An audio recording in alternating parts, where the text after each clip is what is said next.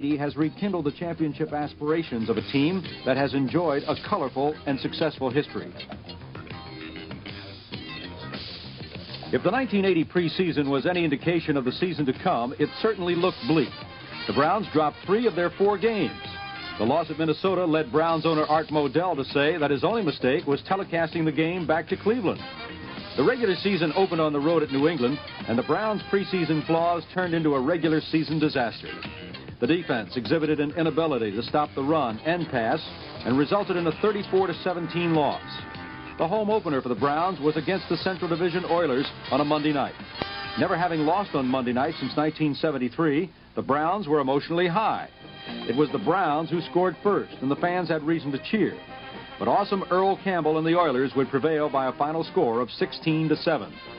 The Browns' first regular season victory would come against the Kansas City Chiefs at home, followed by a thrilling road victory against Tampa Bay. Brian Sipe gave Browns fans an idea of what to expect. He connected on 22 of 32 for 318 yards and 3 touchdowns. The following week, the Denver Broncos came to town, and Denver linebacker Randy Gradishar traveled 93 yards with a Brian Sipe interception. That play helped lead the Broncos to a 19-16 win over the Browns. The victory against Seattle the next week was the turning point of the season. Following Mike Pruitt's touchdown, the Browns began to roll over the Seahawks. This game marked the emergence of Pruitt repeating the strong performance of 1979. And it also showed that Brian Sipe remained consistent, throwing for over 200 yards for his 4th consecutive week. Equally impressive as the varied offense was the Browns' persistent defense. The Browns had been susceptible to a good running attack in the past, but they held the Seahawks to only 118 yards on the ground. Robert L. Jackson, the linebacker, stuck Jim Jodat on this goal line stand. The convincing victory at Seattle was the beginning of a winning streak that would stretch out over the next 4 games and would result with the Browns winning 8 of 9 games. The next team was Green Bay, and another patented last-moment victory for the Browns. The victory-clinching catch by Dave Logan came just 25 seconds left in the game. Week 8 of the season brought Pittsburgh to town. Nothing has to be said about the importance of any Steelers game. The Browns had not beaten them since October 10, 1976, but today would be the Browns' day. Although Pittsburgh was without many starters due to injuries, they were no patsy. Cliff Stout, Terry Bradshaw's replacement, threw for over 300 yards. With less than 6 minutes left in the game, Sipe made a perfect throw to Ozzie Newsome, who did his part by making a beautiful catch for the game-tying score. Don Cockcroft kicked the tie-breaking extra point, and Coach Sam Rutigliano had his first win over the Steelers. The Browns continued on their winning ways with victories over the Chicago Bears and Baltimore Colts. Then came a heartbreaker in Pittsburgh.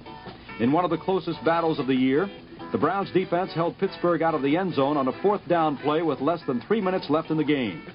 After taking a safety on the next series of downs, the Browns had only to hold on a little longer to defeat the Steelers for the 2nd time this year. But it would not happen. Bradshaw's last second pass to Lynn Swann denied the Browns the victory at Three Rivers Stadium they had never achieved. Central Division foe and longtime rival, the Cincinnati Bengals, were crushed by the Browns 31-7 the following week, which set up the showdown at Houston. The special team on the kickoff gave the Browns their first break. Cleo Miller then carried the ball in from 6 yards out. The defense forced another turnover by intercepting a Ken Stabler pass, and once again, Cleo Miller, normally a blocking back, was called on to take it into the end zone. The final score, 17-14, and the Browns were at the top of their division. They were welcomed home by an enthusiastic stadium crowd that was anxious to see the Browns defeat the hapless Jets. Brian Sipe opened the game throwing as he usually does to a variety of receivers. Both Pruitt scored to add balance to the day. The final, Browns 17-14 over New York. Next, the Browns traveled north to Minnesota, needing only 1 victory to clinch a wild card playoff spot. In one of the most incredulous games of the year, the Vikings came from a 23-9 deficit in the 4th quarter to win with no time left on the clock. Tom Darden made a great play to deflect Tommy Kramer's prayer pass with 5 seconds left. But with a combination of concentration and luck of the bounce, Ahmad Rashad turned Darden's effort into the winning touchdown. That meant that the final game of the season would determine the Browns' fate. And indicative of this 1980 close-to-the-vest season, Browns fans again would be kept breathless until the final seconds at Cincinnati.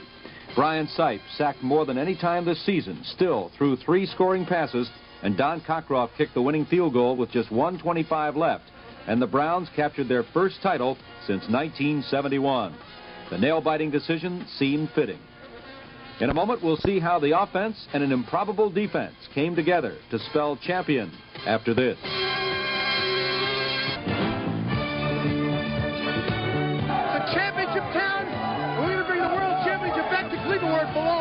And Channel 3 gives you the best seat in the house as we bring you every Browns game the rest of the year. Plus, highlights and interviews on Action 3 Sports. You've got a friend.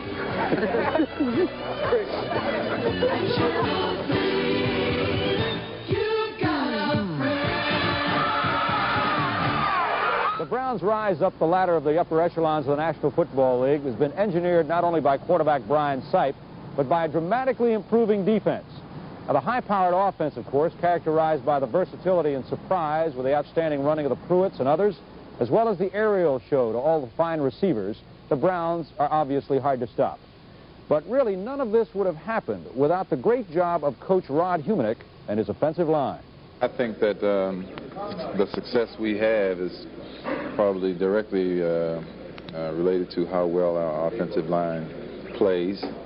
And I'll tell you, there haven't been many games that they haven't performed excellently. And I've actually watched the guys work together, and they've become a pretty cohesive line. And as so far as what they can actually do, the guys can get there, and different defenses will give you different line stunts, and they've been working together so long, as you know, they're able to pick up these stunts and do it with with ease to a certain extent. You know, when we came here, we said the most important thing in the pass offense is pass protection.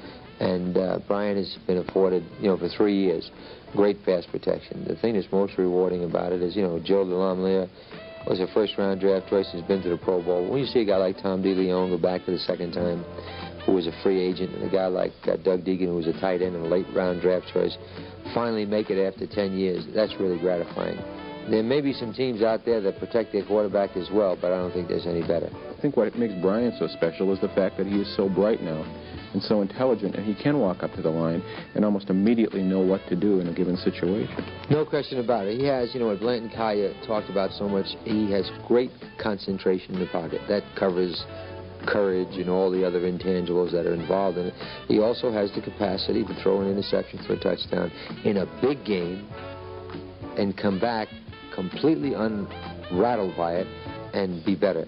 Now, very few quarterbacks can do that. We felt all along that he had, he was bright, that he had great concentration. We didn't know, how resourceful he was. We were a little concerned at first with his ability to throw the ball and all the different things that teams have to do. But then he began to surface, and it started, everybody knows, and we went to Baltimore. He threw for 300 yards and 5 touchdown passes the first time in his career, and from that point on, he just took off, and it's been a growth pattern for him ever since, and I think he's going to be even better next year. The major change in the 1980 Browns basically is the dramatic improvement of the defense. Now, that's one of the reasons they were not in the playoffs in recent years. But in the offseason, the Browns went out and hired defensive coordinator Marty Schottenheimer from the Detroit Lions. And what he is teaching is what the players are now believing in. We needed somebody who we didn't have prior to that could orchestrate the defense. I felt that I had spread myself, too thin in trying to, get involved as I am, offensively, although I know what's going on defensively. I thought we needed someone to come in with a new, fresh approach, a guy that had been a protege of Joe Collier at Denver and worked for Bill Arnsberger at Miami, both advocates of the three-man line. He knew the sophistication of the coverage.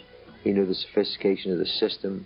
I felt that he was bright, he was articulate, looked like he was the kind of guy, in as much as he was young, that had the poise to get involved and play entry during the game. And I might add, so many of the regulars were gone. And then now you're dealing with Henry Bradley and Marshall Harris and Elvis Franks and all young people with the exception of Lyle Alzado, basically the same linebackers. And the very same secondary with the exception of Burrell and Johnson, and then we lost Johnson. So when you look at it, there are a group of overachievers. Why is it clicked? Do you have any idea? Well, I know exactly why it clicked, because I think the coordination that Marty Schottenheimer lent to it and the way in which it was orchestrated was a lot different than the previous 2 years. And I think making the decision to go to three-man line so we could also deploy the very best people we had, not have a guy like a defensive lineman on the field and a guy like Robert Jackson sitting on the bench. And, you know, people had mixed emotions about that themselves, but again, it goes back to what I said initially. You've got to make decisions that are in the best interest of the people that you have and not get worried about how everybody's going to vote for it. You just do what you think is right. The success the Browns are enjoying starts at the top of the organization. We'll hear from owner Art Modell and general manager Peter Hadhazy right after this. Look, you got to be lucky in coaching as you are in the draft. There's no sure pops in coaching. I did have two others in mind for the job. The clincher on Sam was Ford Little's commentary about Sam Rutigliano. He said that the only time in his career he had wished he was a receiver rather than a running back because Sam coached the receivers. These were the feelings of Art Modell before hiring a new coach in 1977. The man he picked to lead the Browns was Sam Rutigliano. Sam was from losing organizations and had no previous head coaching experience.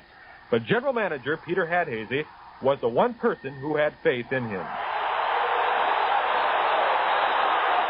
When we started the process of looking for coaches, I had recommended to Art to talk to Sam first because I think you'll save yourself a lot of time in conducting interviews all around the country and flying people in. Even though Sam was not a head coach in the NFL. Well, that's correct. Sam, at that time, was on the staff of the New Orleans Saints, who had just lost to the Tampa Bay Buccaneers, which was the Buccaneers' first win, I believe, in 17 or 18 games. One thing that impressed me about Sam, because I deal in nostalgia. I like the great years of the past, and I don't know whether you know this or not, John, but I was very close to Blanton Collier. He was not only my head coach, but it was my friend, my associate, my confidant. I was his, and I felt instinctively that in Sam Rutigliano, I found a new, young Blanton Collier. Man has no ego. Boy, that's refreshing in this business, I tell you. I very rarely hear him use the singular pronoun I. It's we. And that's Blanton Collier. It was always his fault when we lost, but we always won. Sam said something to Art and I that was very impressive. He felt that Brian Sipe could be a winner. He felt that Brian Sipe might even be a great quarterback in the league.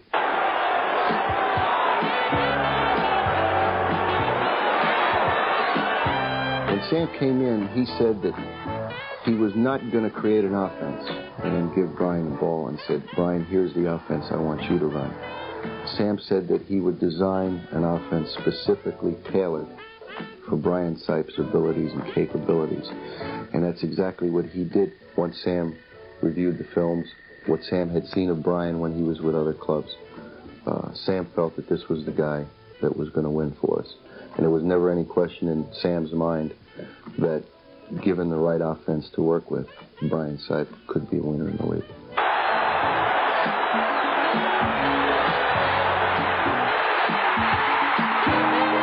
We had better talent in '64 than we have today. Really. Well, no question about it. But we got better people today than we had in '64. And good people, good players, inside, mentally honest with themselves, will get the job done a heck of a lot quicker than that fast, fleeting receiver or running back who, when it gets tough, when it gets rough, is going to quit on you. We don't have quitters. It's over. The Browns are in the playoffs.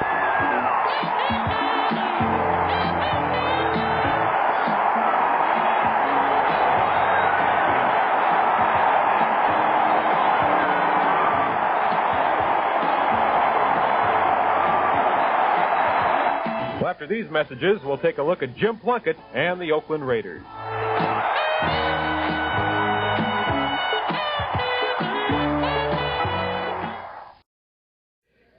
It seems like they use everybody as a receiver on their entire offense. You just can't single out any one particular player. And Brian Sipes been having one heck of a year. You've had a chance to look at their defense on film. What do you think? All I can say is that their personnel hasn't changed very much since I've we don't play them every year, but we played them last year and in '77, and a lot of the faces are the same. A lot have changed, but I know they're a physical team, and when I look at their defense, I look at their linebackers and their defensive line. It was specifically their linebackers. That's usually who I'm keyed up against, either in pass protection or run blocking, and they're all good. This playoff game against the Oakland Raiders will challenge Brian Sipes' offense against the Raiders' opportunistic defense. Since Jim Plunkett took over for the injured Dan Pastorini, the Oakland Raiders have been 8-2, losing only to Philadelphia and Dallas. Even in defeat, Plunkett managed to throw an 86-yard touchdown pass to speedster Cliff Branch. Branch was a world-class sprinter at the University of Colorado and is a constant deep threat. Plunkett has another excellent receiver in Bob Chandler, the 10-year veteran acquired from Buffalo in the offseason. Chandler makes up for a lack of speed by knowing how to feel his way through a defensive backfield, as Denver's Lewis Wright discovered. In the 4-year period between 1975 and 78, Chandler had 220 receptions, more than any other player in the NFL.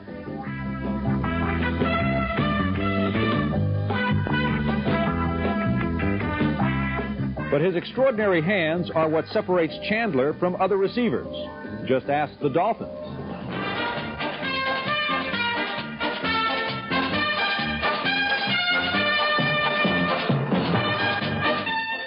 The Raiders have lacked a running back with outside speed in recent years, but Kenny King has rectified that deficiency in 1980. He gained nearly 800 yards despite missing several games with injuries. His longest touchdown run went for 89 yards against the San Diego Chargers. King was almost a forgotten man in the Jack Tatum deal with the Houston Oilers, but opposing teams find him easy to remember now. King is a product of the College of Great Runners, the University of Oklahoma. Arthur Whittington showed some explosive speed of his own with this 89-yard kickoff return against the Bengals. With Whittington and King going outside and Mark Van Egan pounding the inside, the Raiders have their most effective running game in years. The Browns' defense must prepare very diligently for this offensively varied team.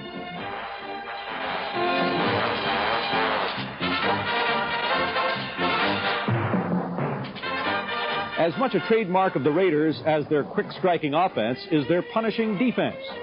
Besides being a wild man, John Matusak is a very big one at 6'8", 280 pounds. The Eagles' Ron Jaworski experienced the feeling of being up close and personal with Big John.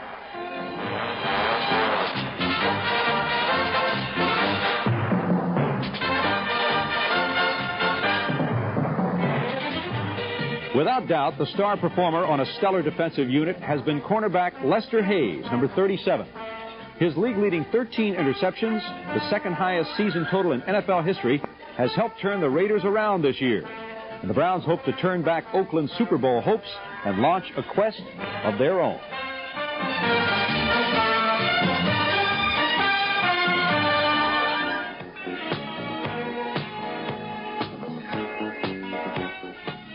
The Oakland Raiders. The Browns have a formidable task ahead of them tomorrow.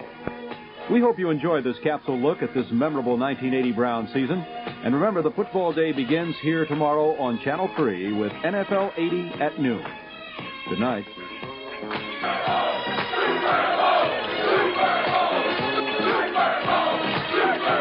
A championship town. We're going to bring the World Championship back to Cleveland where it belongs.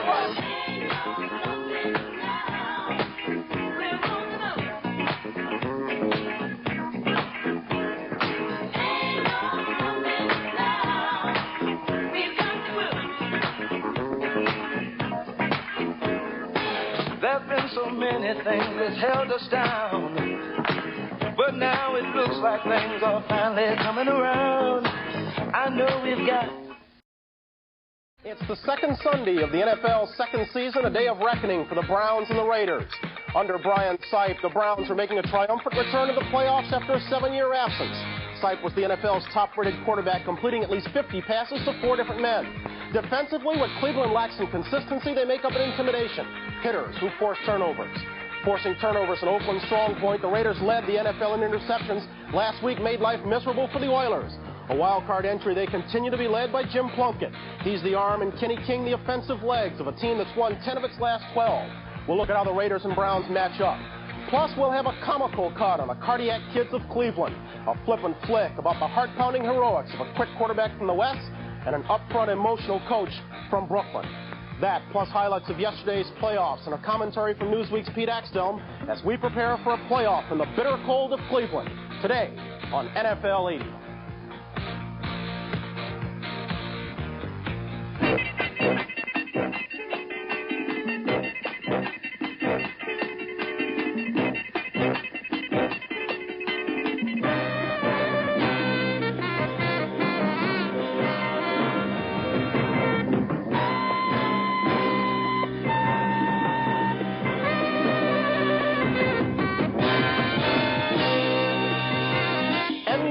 Sports presents NFL 80, an inside look at professional football and a preview of today's playoff game. NFL 80 is brought to you by the full line of 1981 Volkswagens. Volkswagen does it again. And by the Pabst Brewing Company, brewers of Pabst Blue Ribbon, America's Blue Ribbon beer since 1844.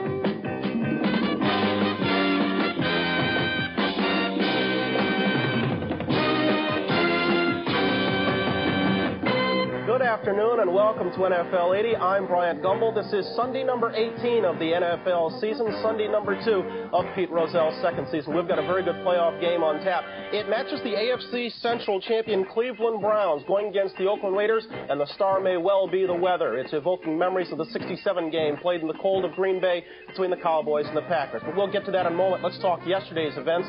Two playoff games played yesterday in San Diego. The Chargers beat the Bills 20-14, and in Philadelphia, the Eagles turned back the Vikings. The final count 31-16. A crowd of over 68,000 on hand at Veterans Stadium saw the Eagles fall behind 14-0. It was 16-14 Minnesota in the second half when Max Runniger punted the ball away to Eddie Payton. Here was the turnover that changed the game. Payton lost the handle. Reggie Wilkes came up with the ball. Philadelphia's offense was in business, and when they took the lead on a Wilbert Montgomery touchdown, they took it for good. This score made it 21-16. They put 10 more for icing on the cake. Dick Vermeil took the ride. His team will go on to play the winner of today's affair between Dallas and Atlanta.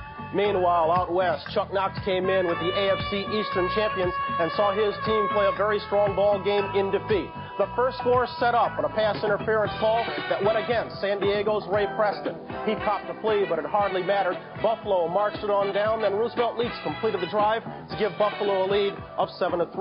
Joe Ferguson was hurt early on in the ball game. He had no mobility, but limping around, he completed one as the first half ended to Frank Lewis, and Buffalo led 14-3.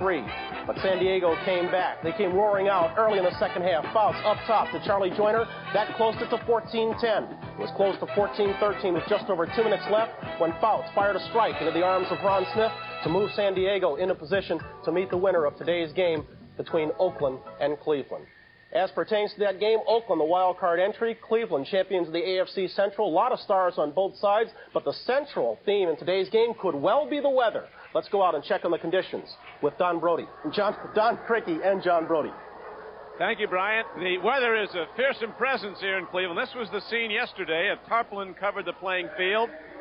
It came off today, but when it did, it was a frozen playing surface. This is no day at the beach in Cleveland. It's going to be tough here. John Brody, in your many years as a quarterback in the National Football League, I know you saw some plenty of tough days. Anything like this? I don't think the number up on the thermometer is the indicator. I played when it was 0 degrees, but there's a 35-mile-an-hour wind chill factor. I've never been in situations like this. Those players are going to have to change a lot of what they do structurally. Patterns will change. A lot of things will develop. Well, they came out trying different shoes. They tried a soft-soled shoe they got from Canada. They used that in the Canadian Football League. A lot of them didn't like that. We're going to see how it's going to work out very shortly. Now let's go down to Mike Adamle on the field. Well, Don and John, Cleveland's Cardiac Kids seem to be this year's Destiny's children as they've thrilled the fans here with their improbable play. The Raiders, on the other hand, well, it was supposed to be a rebuilding year, yet they're in the playoffs, and they traded quality players for future draft choices. For a matchup of today's game, let's take a look at how the Raiders and Browns match up. Perhaps playing their last game in Alameda County Stadium in what was Bum Phillips' last game as Oiler head coach, the Raiders sacked Kenny Stabler 7 times in a 27-7 wild card win. Al Davis loved what he saw as his Pride and Poise gang shut down the vaunted 2 tight end offense. Quarterback Lester Hayes, number 37, had a day that he can tell his grandchildren about. 2 sacks and 2 interceptions. This one a 20-yard touchdown return which sealed the victory. Quarterback Jim Plunkett completed only 8 passes on the afternoon, but 2 of them were for touchdowns. This 1-yard strike to Todd Christensen, and then this 44-yard salvo to Whippet Arthur Whittington. When all was said and done, the Raiders left the Oilers dejected. Said so long, Houston, and hello, Cleveland. Well, one of the things we have to do is stop Sipe. He's had a tremendous year. He's completed 60% of his passes, throwing well over 500 passes. They have outstanding receivers, and we just have to do a good job in containing him because he is an elusive quarterback and gets rid of the ball quickly and can scramble. It's a different type quarterback than the one we just faced last Sunday. We have to do a lot of things to beat the Browns. You know, on offense, they have an excellent passing attack in Brian Sipe, and they have a great core of wide receivers, and they have an excellent defense. I think what the Raiders have to do is go out and play Raider football and out-hit them and be very smart about the game and just play with a lot of intensity. To stop Brian Sipe, we need to find a 7'1" basketball-type player with the big bombs that he's throwing that I've seen on films. I think that's the only way that we can defend him. How do I rate the Cleveland offense is the question. It's an excellent offense, a lot of weapons. Sipe is a great passer. He can run well. Mike Pruitt's a powerful back. They've got 4 receivers with over 50 receptions. We got our hands full. And the Cleveland fans are just absolutely, greatest fans in the country. And 80,000 of them packed in that stadium. Forget it. It's going to be an explosion. Well, Tooze, you got that right. The Cleveland fans have waited 8 years for a playoff caliber team. Now they've got Cypher Bowl fever, and why not? In Brian Sipe, the Brownies have one of the NFL's great overachievers. On the season, 30 touchdowns, over 4,000 yards passing. Not bad for a guy scouts considered too small and too unorthodox to play in the NFL. Brian was at his best when the chips were down. He had a stable of capable wide receivers to go to, like the reliable Reggie Rucker, number 33. Or the angular, number 85, Dave Logan. Or the ageless wonder, number 35, Calvin Hill. On the ground, Greg Pruitt teamed up with 1,000-yard back Mike Pruitt to keep defenses honest, as did 1979 Heisman Trophy winner Charles White. The Browns play spirited defense, and although they gave up a lot of yardage in 1980, Cleveland defenders came up with enough big plays to reach today's playoffs. I think it's going to be a tough game. I hope it's high scoring on our part and low scoring on their part. Well, they played an entirely different team than the Cleveland Browns last week. Of course, we don't use the 2 tight end offense, and in order for them to blitz cornerbacks, they've got to bring them practically from the bench, so that's something that shouldn't be a part of this game. We pick up the blitz very well, and I think that I don't have to remind people that when a defense blitzes, they're handicapping themselves. They're putting themselves in a tough spot unless they get to the quarterback. But we've got an awfully good offensive line, and we pick up those blitzes, and there's going to be some people running loose in the secondary. I describe Oakland's defensive back as like a mugging in Central Park on weekends in New York City, if you know what I mean. They're all over you. I think their assignments are to follow the man anywhere he goes, and it's probably including if he goes into the John, they probably want you to follow him there too. They're very good. In essence, they're very good. There's an adage that speed kills, and it does. So in order to stop a guy with the speed of Cliff Branch, you got to beat him up. Hopefully we can get to him early enough so that he doesn't catch a big play on us. Very brutal, intimidating, talkative. Game. Archell, I want you.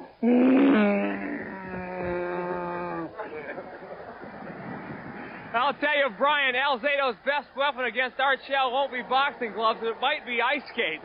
Michael, it's an obvious fact the conditions are the same for both sides, but based on their style of play, do the conditions figure to hurt one team more than the other? If so, which team? Not at all, Brian. I don't think it's going to benefit either team because the field is absolutely abysmal. And as far as the fans go, well, I don't think there's going to be many no-shows here, and that could benefit the Browns because there's going to be about 80,000 plus, and it's been a big help all year long. Okay, Mike, we'll check in later. Get in out of the cold. We've got a good ball game on tap, a pair of 11-5 teams. Oakland Raiders, the wild card entry. Cleveland Browns, champions of the Central. We'll look at their cardiac season right after this.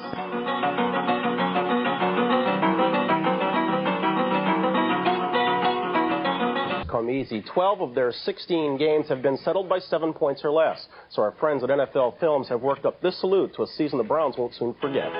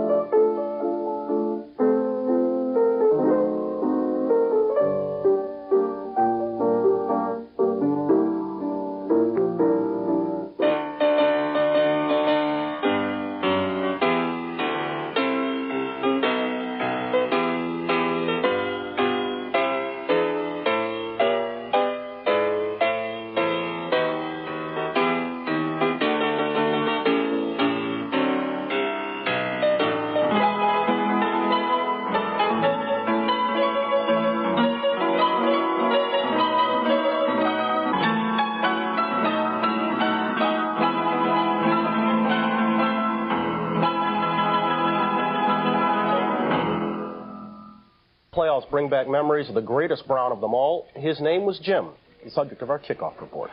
Old Spice presents Kickoff.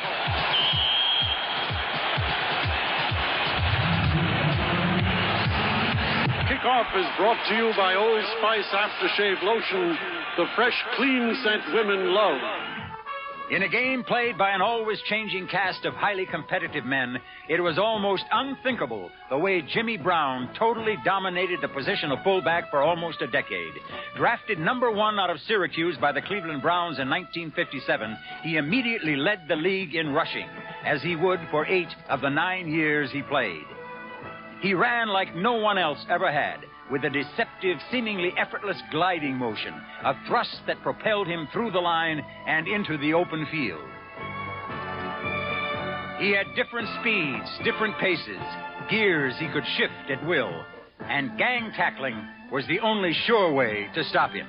Incredibly, he averaged 104 yards a game over his entire career, rewriting the record book along the way. He was always different, always the same, a blend of all the essentials: straightaway power, speed, balance, boldness, strength, stamina, and courage. He never missed a game. 2 simple statistics tell it all. In the history of professional football, no one has ever carried the ball for more yardage or scored more touchdowns than Jimmy Brown, Cleveland's perfect fullback. Under 500. How do you introduce a man who's 4-0 in bonus picks? How do you introduce a man who had a push yesterday? I never could answer that. So simply, here's Pete Axtell. Thank you, Bryant. Now that we've had a look at the Cleveland Browns, I want to talk a little about the Oakland Raiders. A lot of people say that Jim Plunkett had a bad day last week, completed 8 passes. I maintain that in Al Davis's conception of football, that's not a bad day. Al has gone back to the days of Darryl LaMonica, the Mad Bomber. He doesn't want a guy to complete 18 out of 21 with the longest one for 12 yards. He wants the constant threat of the deep bomb. And he's got it now with Plunkett. He's got, as he puts it, he doesn't want respect, he wants fear. And he's got fear in the hearts of the opposition. I'd like the Raiders even better today if I knew that Al could get into the Cleveland Stadium and water the field like he does at home. But if he watered it in Cleveland, it wouldn't matter anyway because it would freeze immediately. Nevertheless, I give the Raiders a big shot today. They're one of my 2 bonus picks. I like the Raiders plus 3.5 against the Browns, and I like Atlanta minus 2.5 against Dallas. That brings up the question, what if the Raiders go all the way? And in the locker room, after the Super Bowl, Pete Rozelle has to hand the winning trophy to Al Davis, who has criticized him, made charges against him, and so forth. Well, I think the answer is, when Rozelle hands that trophy toward Al, Lester Hayes will intercept it. Lester Hayes just might. He's coming off a big week. Last week against Houston, Lester Hayes, 2 sacks and 2 interceptions. And how cold is it in Cleveland? Well, you've heard of bands warming up, right? Well, when the band in Cleveland warms up, the band in Cleveland warms up. By jumping up and down, it is bitter cold, and that's what the Raiders and Browns have to face. Big ball game on tap. We'll be back with you at halftime with highlights. But right now, we're getting set for the kickoff. NFL 80 continues. We go down on the field right after these messages from your local station.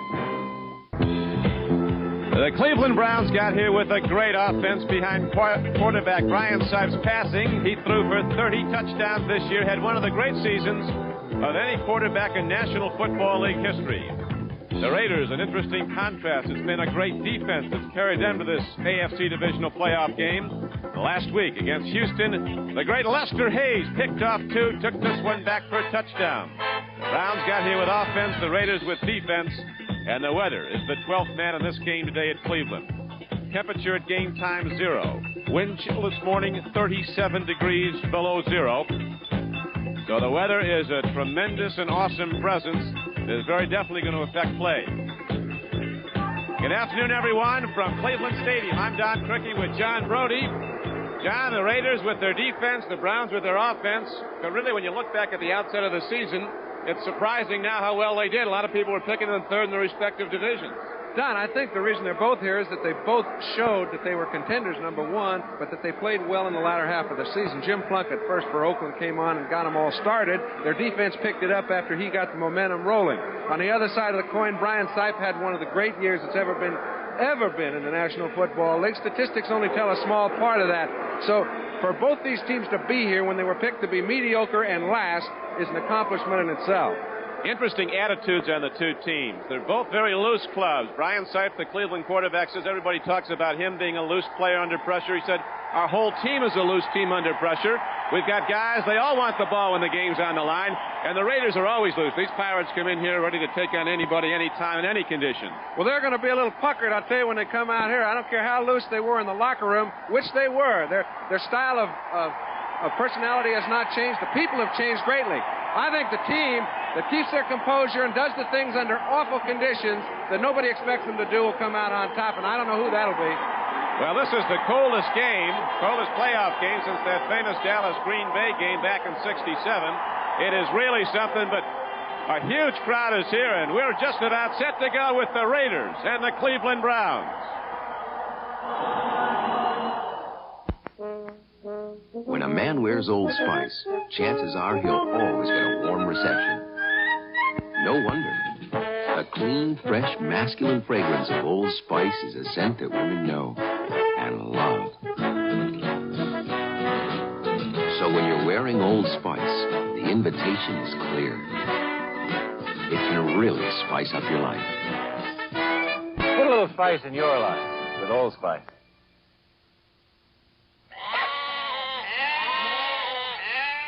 Ah, a Volkswagen Rabbit diesel. Aye, laddie, the best-selling diesel in Europe. Why'd you buy yours? Because I make 20 trips between Glasgow and Edinburgh every year. And you have to think of economy. 20 trips across Scotland. Even a rabbit must use a lot of fuel. Aye.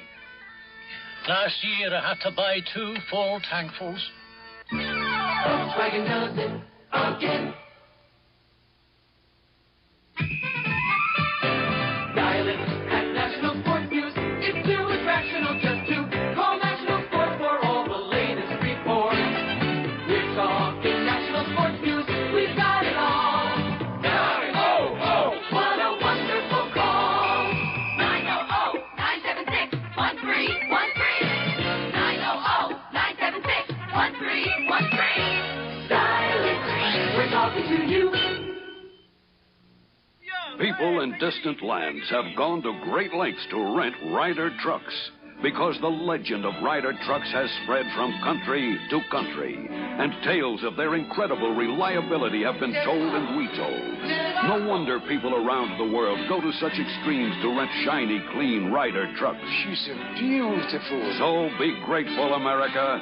You're the land of plenty of Ryder trucks. The executive producer of NFL 80 is Don Ohlmeyer. Today's show produced by David Stern, directed by Bob Levy and Ken Fouts. Technical directors Sal Nagita, Bruce Berquist. Associate directors Mary Buda, John Filippelli. Associate producer David Neal. Coming up, it's the Oakland Raiders and the Cleveland Browns on NBC. George Burns and John Denver star in Oh God, Monday at 9, 8 Central and Mountain.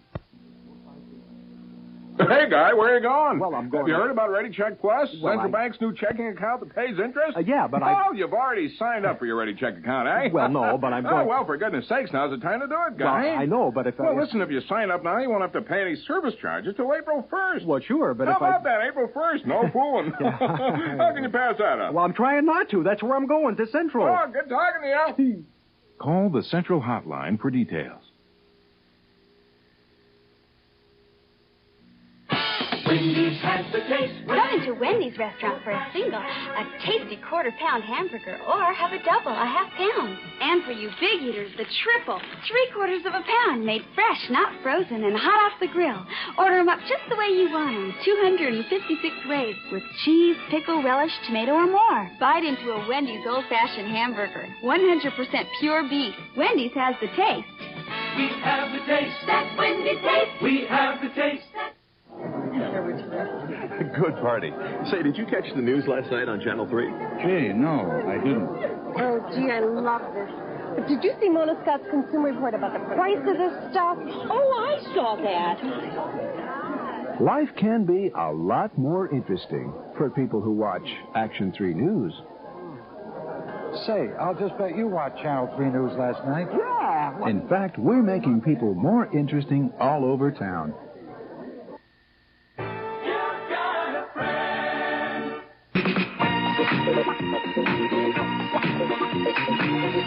NBC Sports presents the best of the National Football League, the American Football Conference Divisional Playoff. Today from From Cleveland Stadium, it's the Oakland Raiders versus the Cleveland Browns. This 1980 AFC Divisional Playoff game is brought to you by Natural Light Beer. Taste is why you'll switch to Natural Light. By Allstate Insurance Company. You're in good hands with Allstate. By Exxon. We're Exxon, working on energy for you. And by Dodge, with the new 6-passenger Dodge Aries K and the new Ram Tough Dodge pickups and vans.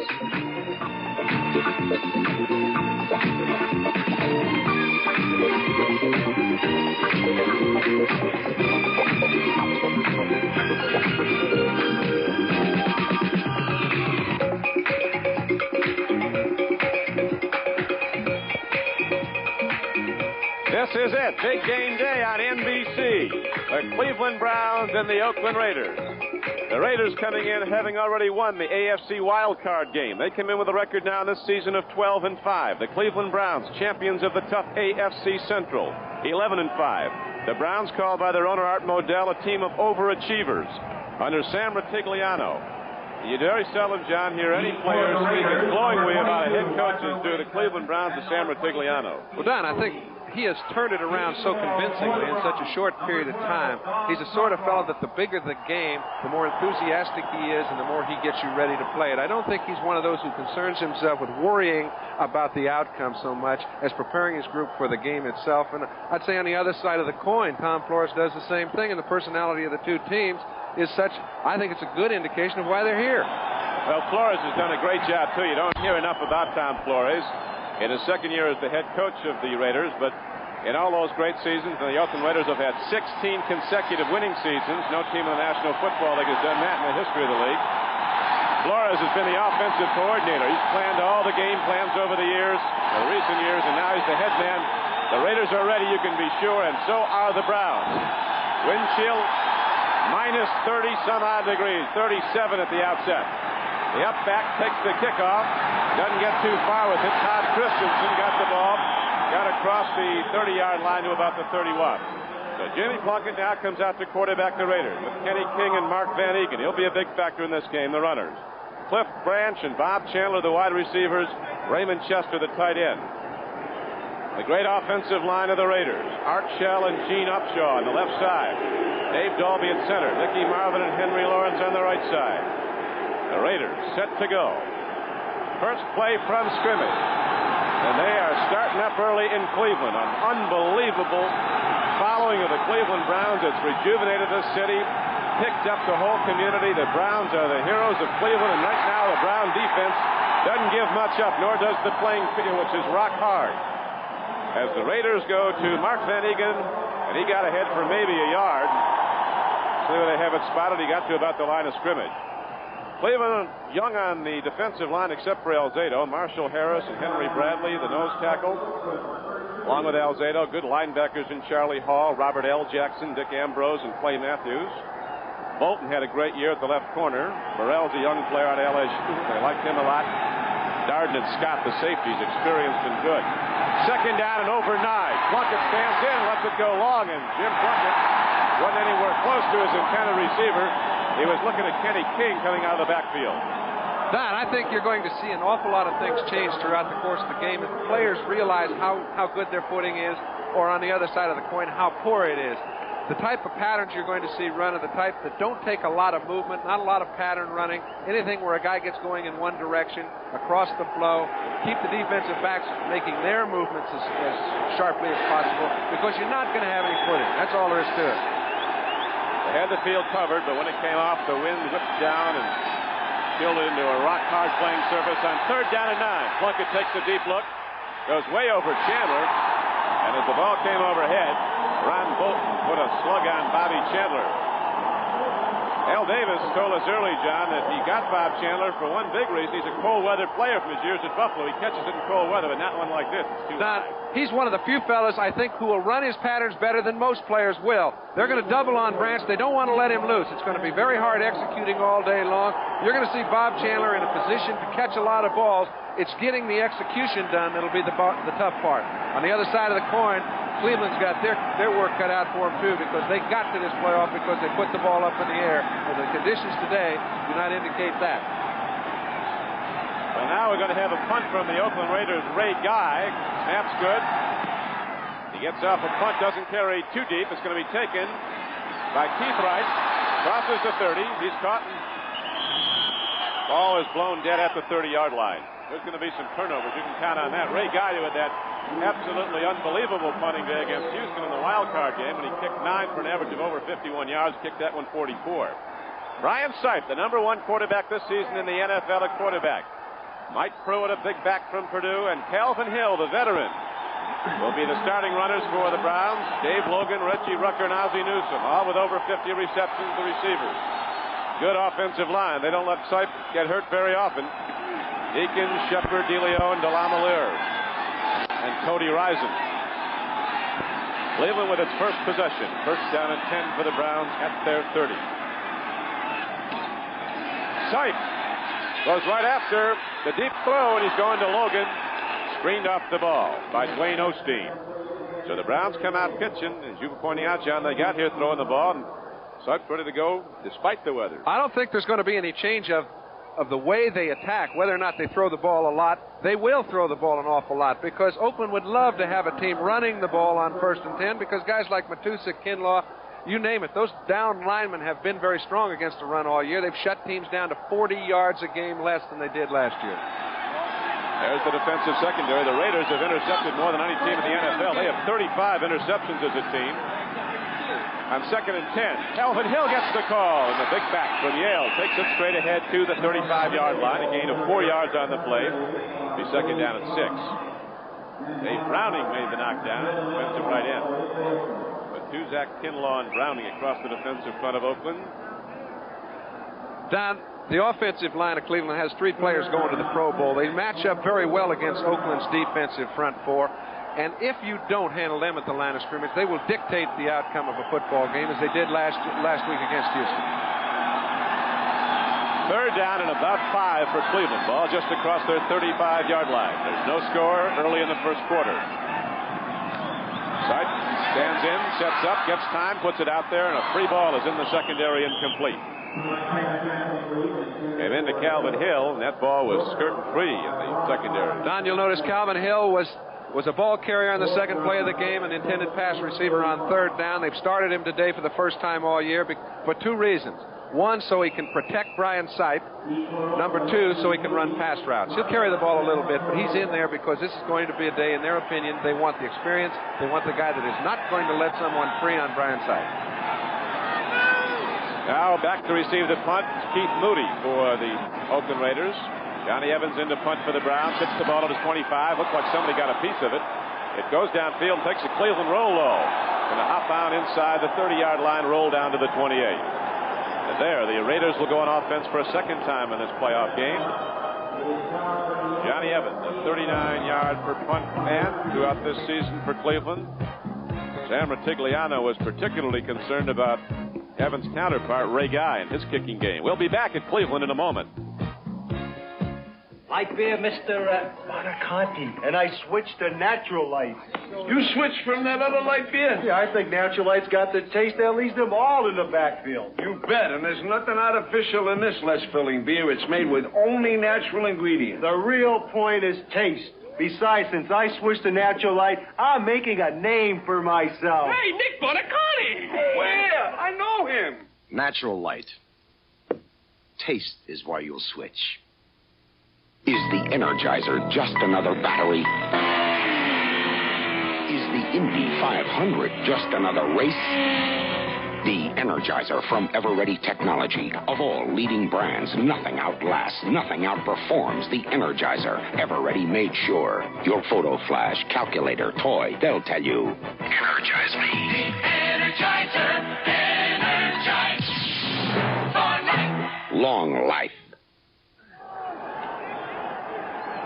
With John Brody, this is Don CRIQUI back at Cleveland Stadium. The sun is out, but the wind chill has the temperature on the playing field at minus 30 degrees. The Oakland Raiders have the ball for the second time. 1st and 10. Plunkett, hands off, goes to Van Egan. And Van Egan, one of the quickest fullbacks in the league at hitting the hole, as offensive linemen will tell you. has a hard time driving ahead on a frozen playing surface. Marshall Harris, the left end for the Browns, knocked him down. So the Raiders come up with 2nd and 9. Anybody that's quick hitting the line today is going to get a check. I don't think that anyone's going to be too quick. Just getting off in the snap of the ball, making sure your footing's okay, will give you a chance to take advantage of someone else who might fall, and that's what's going to dictate the breaks. 2nd and over 9. Bob Chandler comes wide to the right. Cliff Branch to the left. Swing pass goes to Kenny King.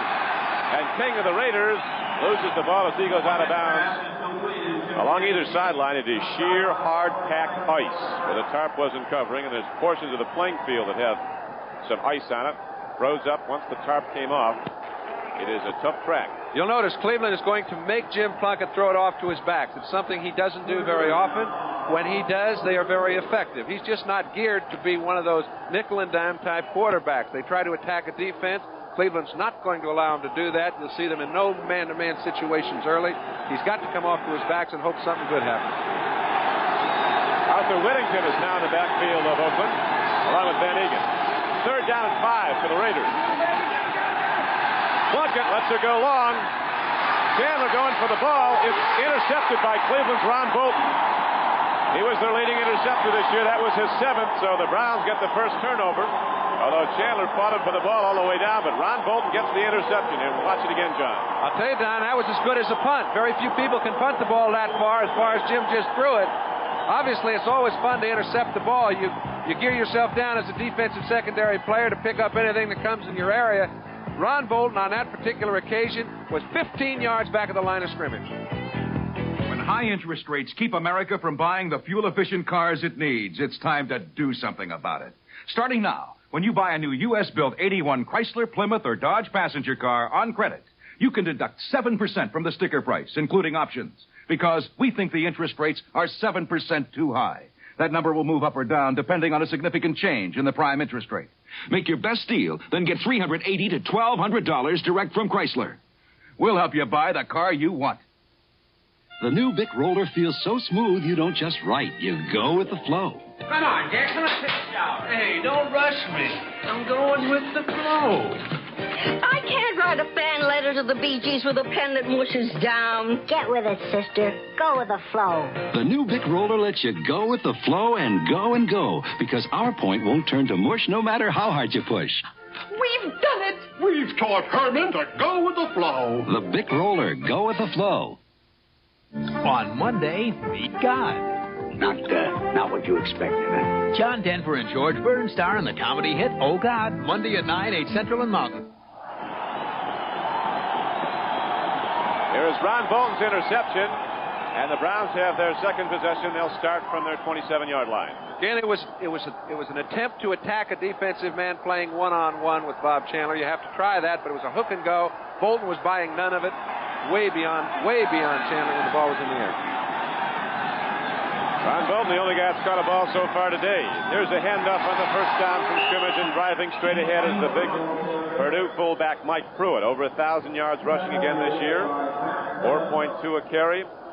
And he was best leading receiver for Cleveland, 63 receptions. And that still misses his most important ingredient, his ability to get all the assignments correct, the ability to block for Brian Sipe. That's how he originally got into the starting lineup, as a blocker for Greg Pruitt. He came on so well, ran the ball so well, that he's become a mainstay. Brian Sipe, Mike Pruitt, both really developed as football players when Sam Ratigliano came in here. They've been the keys on offense. Here's a handoff. Again, they go to Pruitt on a 2nd down and 6 carry. Pruitt takes the ball out to the 34-yard line. John, we were talking about how nobody was looking for these teams at the outset of the season to make the playoffs. And even when the season began, it didn't look that way. They both lost 3 of their first 5. That's right. However, the whole personality of Oakland changed at mid-season. Their defense, that's a very young defense. And contrary to what a lot of people think of, in the transition that's taken place in Oakland, a lot of the insurgence of new players has been defensively, and they have played so well. The guys like Lester Hayes, Matt Millen, a fellow that they thought was in between a linebacker and a defensive lineman, he's come on, they've let him do what he does best, and they've just come up with an amazing defense. Now it's 3rd down and about 3 for the Cleveland Browns. No score in the first quarter. They go to Pruitt. Raiders don't get much. He had to drive the ball out to the 37-yard line, and we'll see if he got there as they unpiled. John, what about the football in playing conditions like this? Is it harden up? They could play without it. I mean, it's very hard to hang on to, obviously. Now, it's like a brick in certain conditions, and they will try to throw the ball around because Cleveland has to do that. They've got a first down. Excellent offensive line surge got them that. Right now, when Sipe can throw a little screen, if he can run some draws, anything that's misdirection, don't make anybody change their own direction, but get the defense to change theirs. Sipe is a master at dinking and donking the ball around the infield, and if there's an edge, he might have it. That was our first down of the game. Ryan Sipe sets down the Cleveland Browns at their 37. No score in the first quarter. Sipe steps up, looking long, guns it over the middle, and Dave Logan had the ball and lost it. Now, Logan's one of the most sure-handed players in the league. You saw he was unable to take it. Don, you can't catch the ball in your hands. The ball is too hard.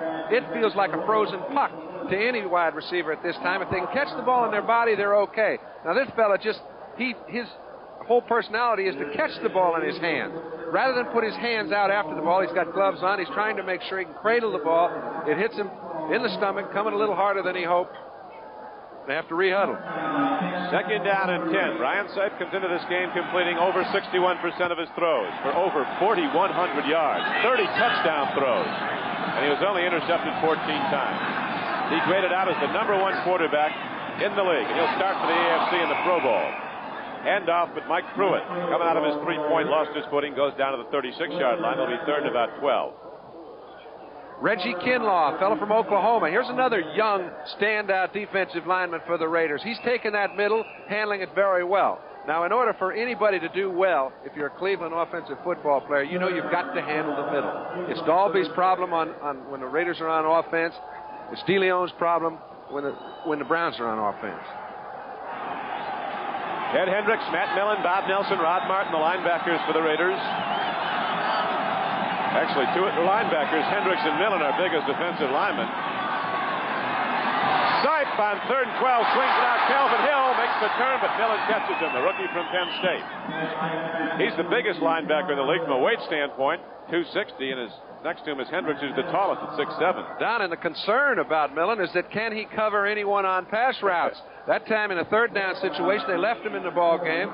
He covers Calvin Hill from the middle of the field all the way to the sideline. He's in a one-on-one situation, covers him very well, forces him to the sideline, and makes the tackle. But the Browns come up way short, and so they will go back to the punt now. Johnny Evans to hit the ball standing at this 26-yard line. Keith Moody is back all alone at the 20-yard line of the Raiders. Good snap by Sullivan. End-over-end kick. It'll be tough to field, and it takes again a Cleveland bounce. Well, that one had legs on it. Down to the 9. Moody picks it up, but the Browns sweep him under. So the Raiders start out for a 3rd time, but in a hole. There's something. They're giving the punter just a little bit too much credit. It's a 50-yard punt. Should have been caught for a 30-yard stop. That's a very important phase of this game. Get up there and catch that ball before it hits the ground, because if you don't, you might find yourself 1st and 10 inside your own 10. When I was a kid working this old gas pump, I never thought I'd be back here telling you that Pennzoil saves gasoline. But now, that same Pennzoil that protects your engine saves you gas. Pennzoil has added gas savings to their regular multi-weight oils, and they've done it at their regular price. That way, more people can afford to save gas. Gas-saving Pennzoil. Quality in every extra mile. Sayers? Hey, wait! I forgot my scrolls! Hey, wait! My scrolls!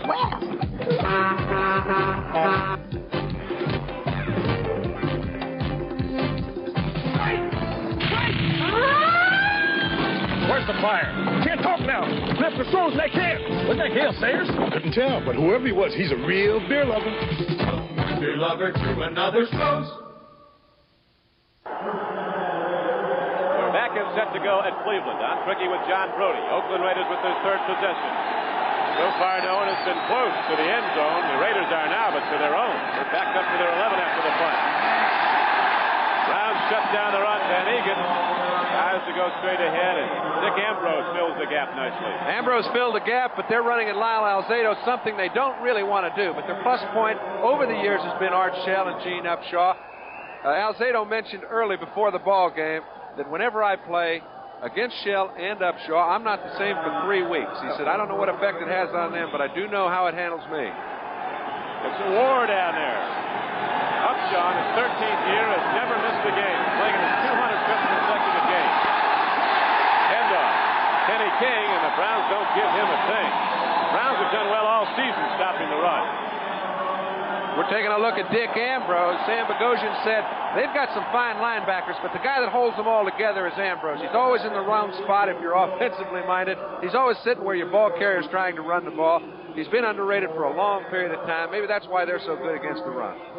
Ambrose has been underrated for a long time. Came out of Virginia as a 12th round draft choice back in '75, and he's been a consistent, very, very valuable player to the Cleveland defensive effort all these seasons. Now in his 6th year. Plunkett on 3rd down and 7, throws. He's got a man open, and then he loses the ball. Clay Matthews was there to hit Kenny King just as it came in. Okay, Plunkett's thrown the ball pretty well on 3rd down occasions twice. However, it's just as hard to handle as it is to get the ball there. Doesn't seem like either team is willing to suck it up and run the ball, hoping for a turnover. They both know they've got to create something. It's a healthy viewpoint, but very tough to execute. Well, the Browns defense holds again. It was a defense that gave up more yards than any defense in the AFC, but it didn't give up a lot of points.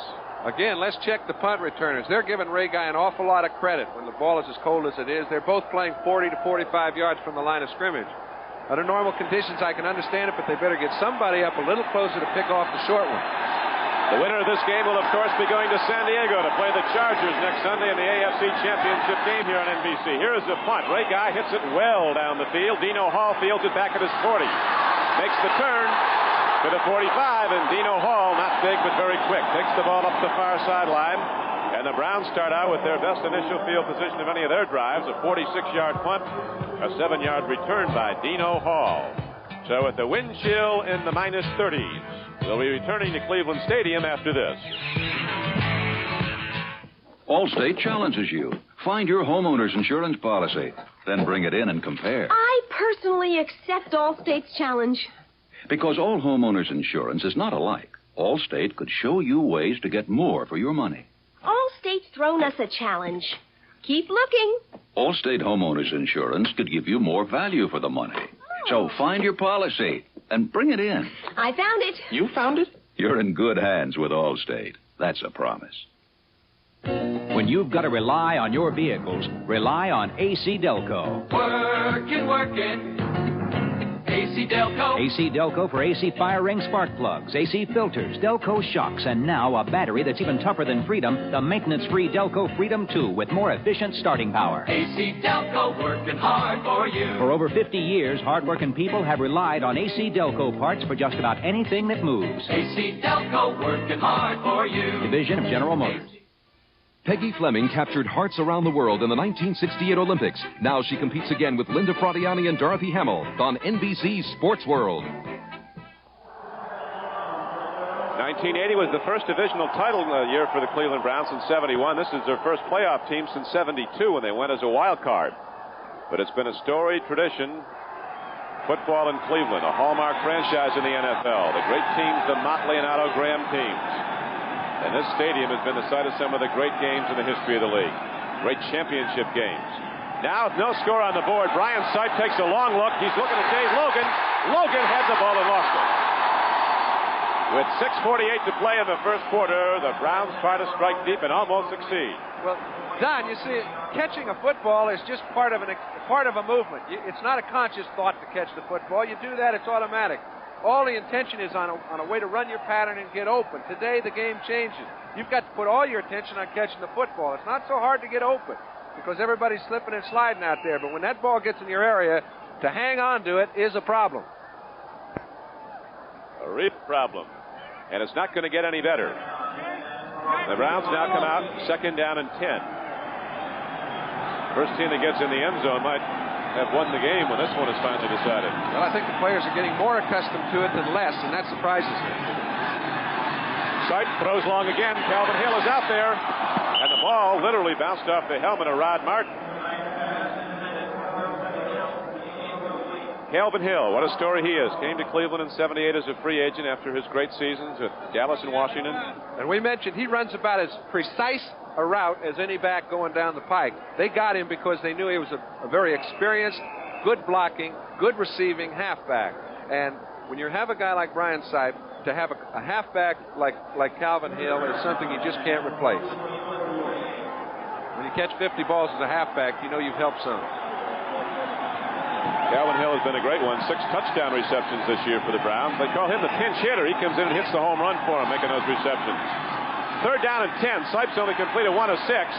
Look at the interception by the great Lester Hayes. The man's a phenomenal football player. Lester Hayes with his 16th interception of this season. He had 2 last week and 13 in the regular season, and he had 4 other ones that were negated by penalties. Don, when you see Lester Hayes, he's playing bump and run. Now, if you're a quarterback, you say, hey, he's playing bump and run all over the field. I've got to be able to get to Reggie Rucker. He's got him one-on-one all over the field. He might even fall down.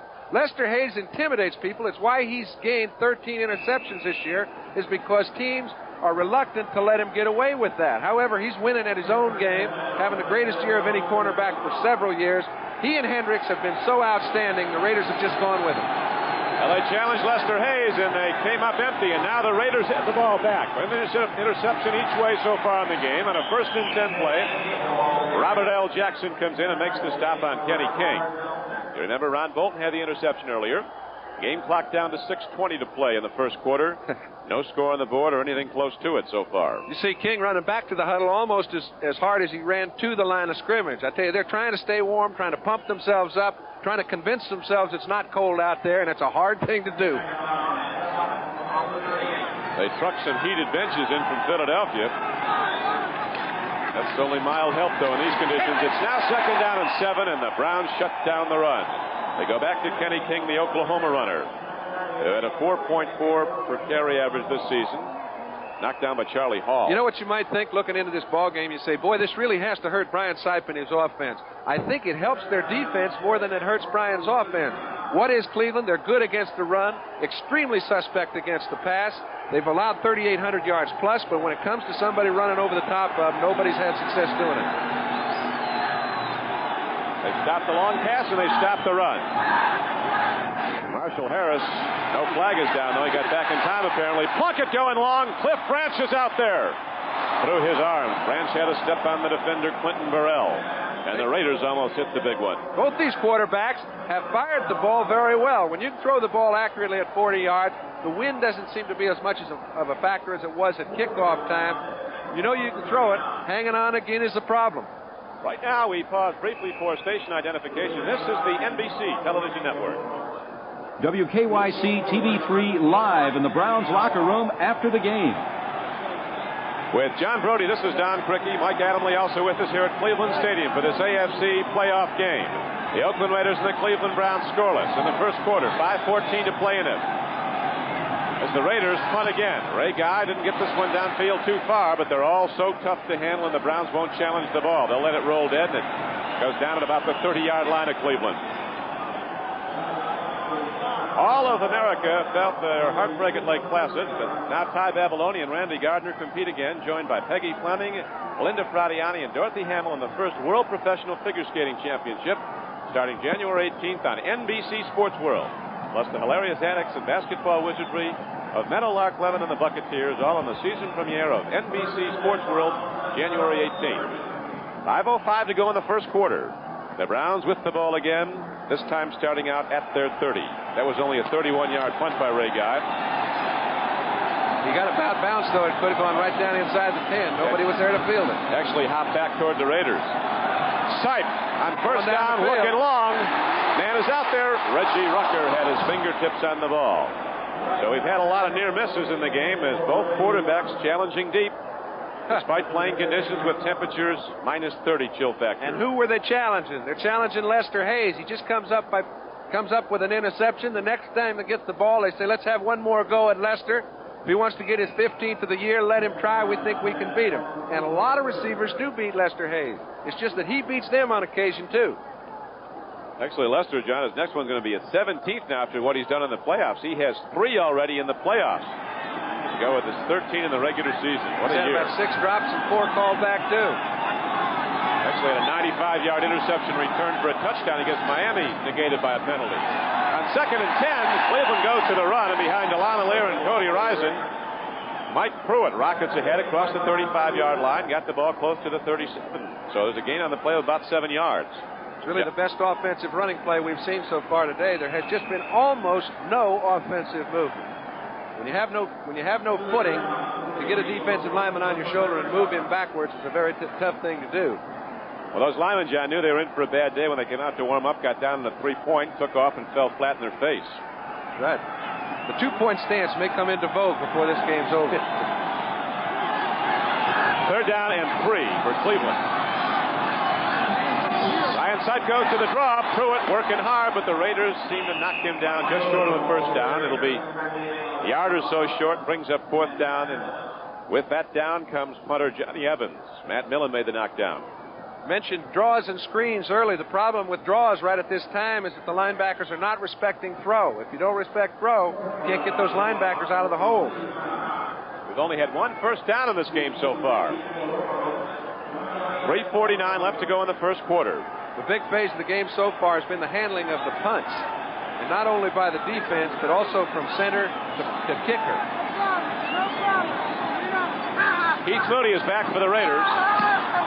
Line drive downfield, but again it takes a Cleveland roll, and Moody won't fool with it. So Johnny Evans hit that thing about 8 feet in the air, but on the frozen turf it kept on walking and goes down inside the 30. A 34-yard punt as it ended up. Not bad, it was net. That's right, no return. Ryan Sight being attended to, or attending to himself on the sidelines. A lot of the players were wearing scuba diver gloves coming out. Keith Wright, one of the return men for Cleveland, was catching the ball very well before the game with him. Other ones had on those golf clubs. They came off quickly. Most of them seem to be going to nothing or the scuba dive.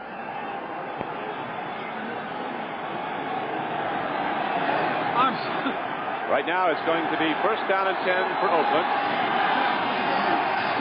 Handoff goes. Kenny King breaks it. Gets across the 30 and out to the 32-yard line. So the Raiders come out with a slant run. And King does well. Clarence Scott, the strong safety, made the knockdown. Kenny King, one of those Houston Oilers who came to Oakland.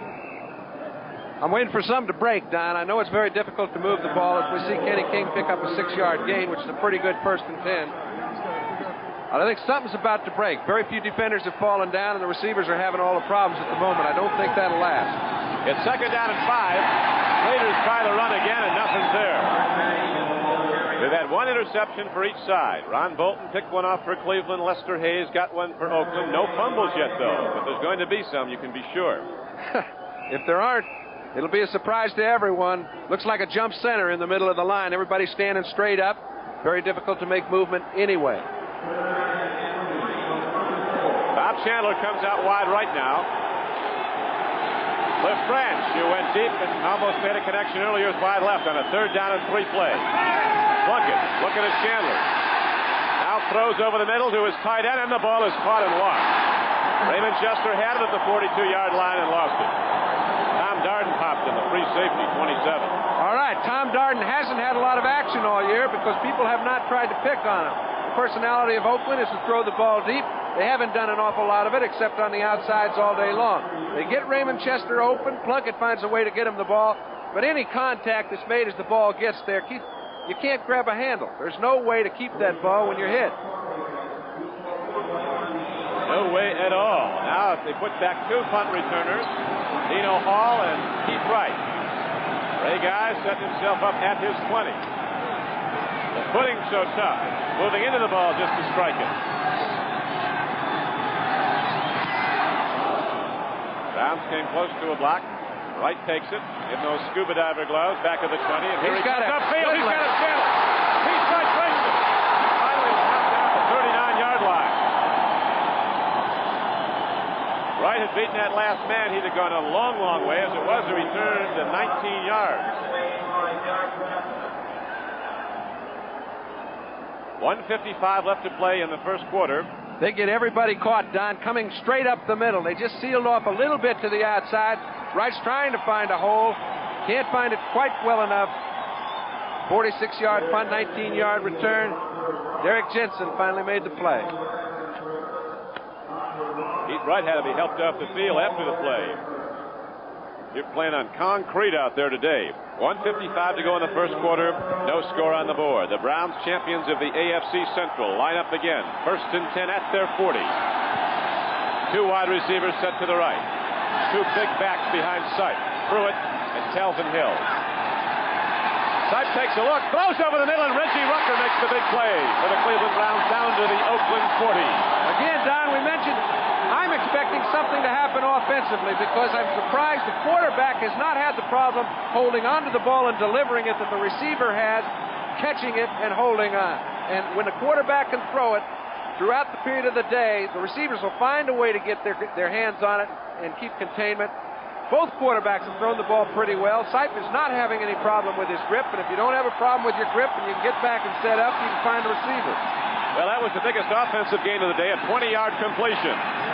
Now, the Browns go to the run, and Pruitt takes it off tackle inside the 40 down to the 38-yard line. Don Cockcroft, the kicker for Cleveland, playing in his 6th playoff year. 13-year veteran was talking about kicking conditions on a field like this. He said one thing is you don't get the long field goal. The ball doesn't travel far. No, it won't. You'll notice on the punts, those balls are going 12 yards sometimes and starting to run. Ray Guy kicked 2 over 40 yards, and those are horrendous boots in this weather. What we've seen so far, the best way to get there to the end zone is to throw the ball because the runners haven't gotten much. I think 2nd down and 7 now. Sipe takes a look, swings it out. Ozzie Newsome, the tight end, takes the ball down at the 32-yard line, and he's very close to a 1st down on a 2nd and 8 play. We'll notice a little bit later how Brian Sipe's drop has changed a little bit. He is really oozing back into his throwing area. The footing is a little bit difficult, but the receiver can get open. You can see Rod Martin standing still. It's pretty hard for him to get any traction. Ozzie Newsome runs a quick pattern, gets the ball to him. Simple little pattern to run, easy to hit, hard to hold on. Big Ozzie Newsome, the 3rd-year tight end from Alabama. The man Bear Bryant called the greatest catcher we ever had at Alabama. Sipe spreads the work around. Rucker, Logan, Newsome all with over 50 catches, and Mike Pruitt had 63. 3rd and 1, and the Browns power the ball at the Oakland Raiders. Pruitt, 6'1", 227 pounds. Drives into linebacker Bob Nelson, and the Browns drive on. They went right over their own strength. DeLeon, Shepard, DeLamalure, those 3 fellas have been pretty good for quite a while. Got good surge on 3rd and 1. 7 seconds left in the quarter. I think this is the last play. They're trying to get one off. Sipe on 1st down, looking to the end zone. Rucker's out there. Touchdown! He lost the ball. Reggie Rucker had his hands on it and lost it going out of the end zone.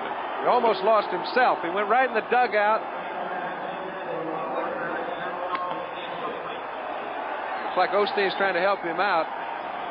Tell you, we mentioned the throwers have had good grips on the ball. They put the ball where it has to be thrown if it's going to be caught.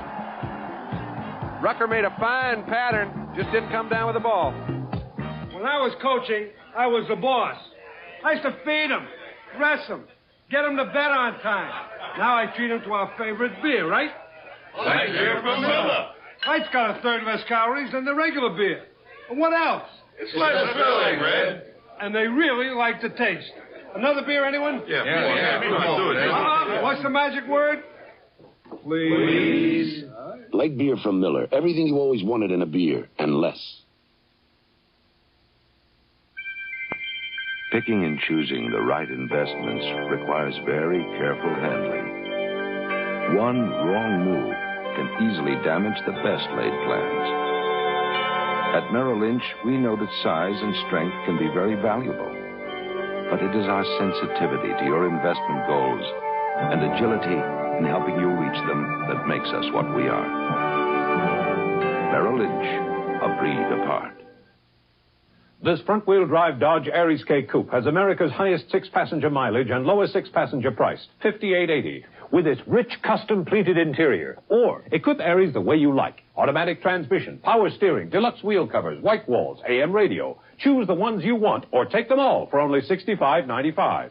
4-door, $100 additional. Aries K at your Dodge Ram dealer. Now make your best deal on a new 81 Dodge, then get $380 to $1,200 direct from Chrysler on top of it. Back at cold Cleveland. We're ready to start the second quarter of play. The Browns mounting a threat now. They have second down and 10 inside the Raider 30-yard line. No score on the board. Brian Sipe takes a look over. On it checked off. Two wide receivers set left. Raiders up and tight and ready to bump and run. On second and 10, a throw deep.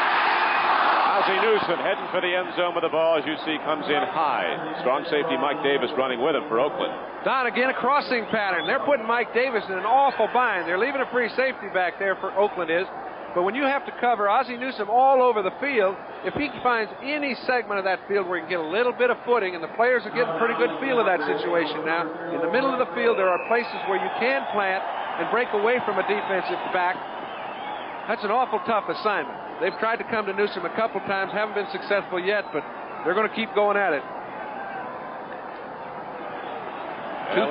Two for 6 on third down. It's now third and 10. At the 29.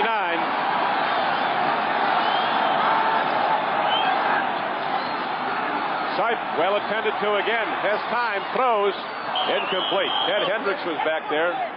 Knocked down Greg Pruitt, who came into the game. Coming out of the backfield was the intended receiver. Pruitt in for the first time. Greg Pruitt. They threw to Greg Pruitt because on the other side, Lester Hayes did an excellent job on Logan. They wanted to go down the field, and the Raiders are playing a man-to-man. Most all over the field right now. They just have to get one person free. They haven't been able to do it. Cleveland coaches said you're assessing the Raiders on film. Their defense isn't complicated. It just executes so well.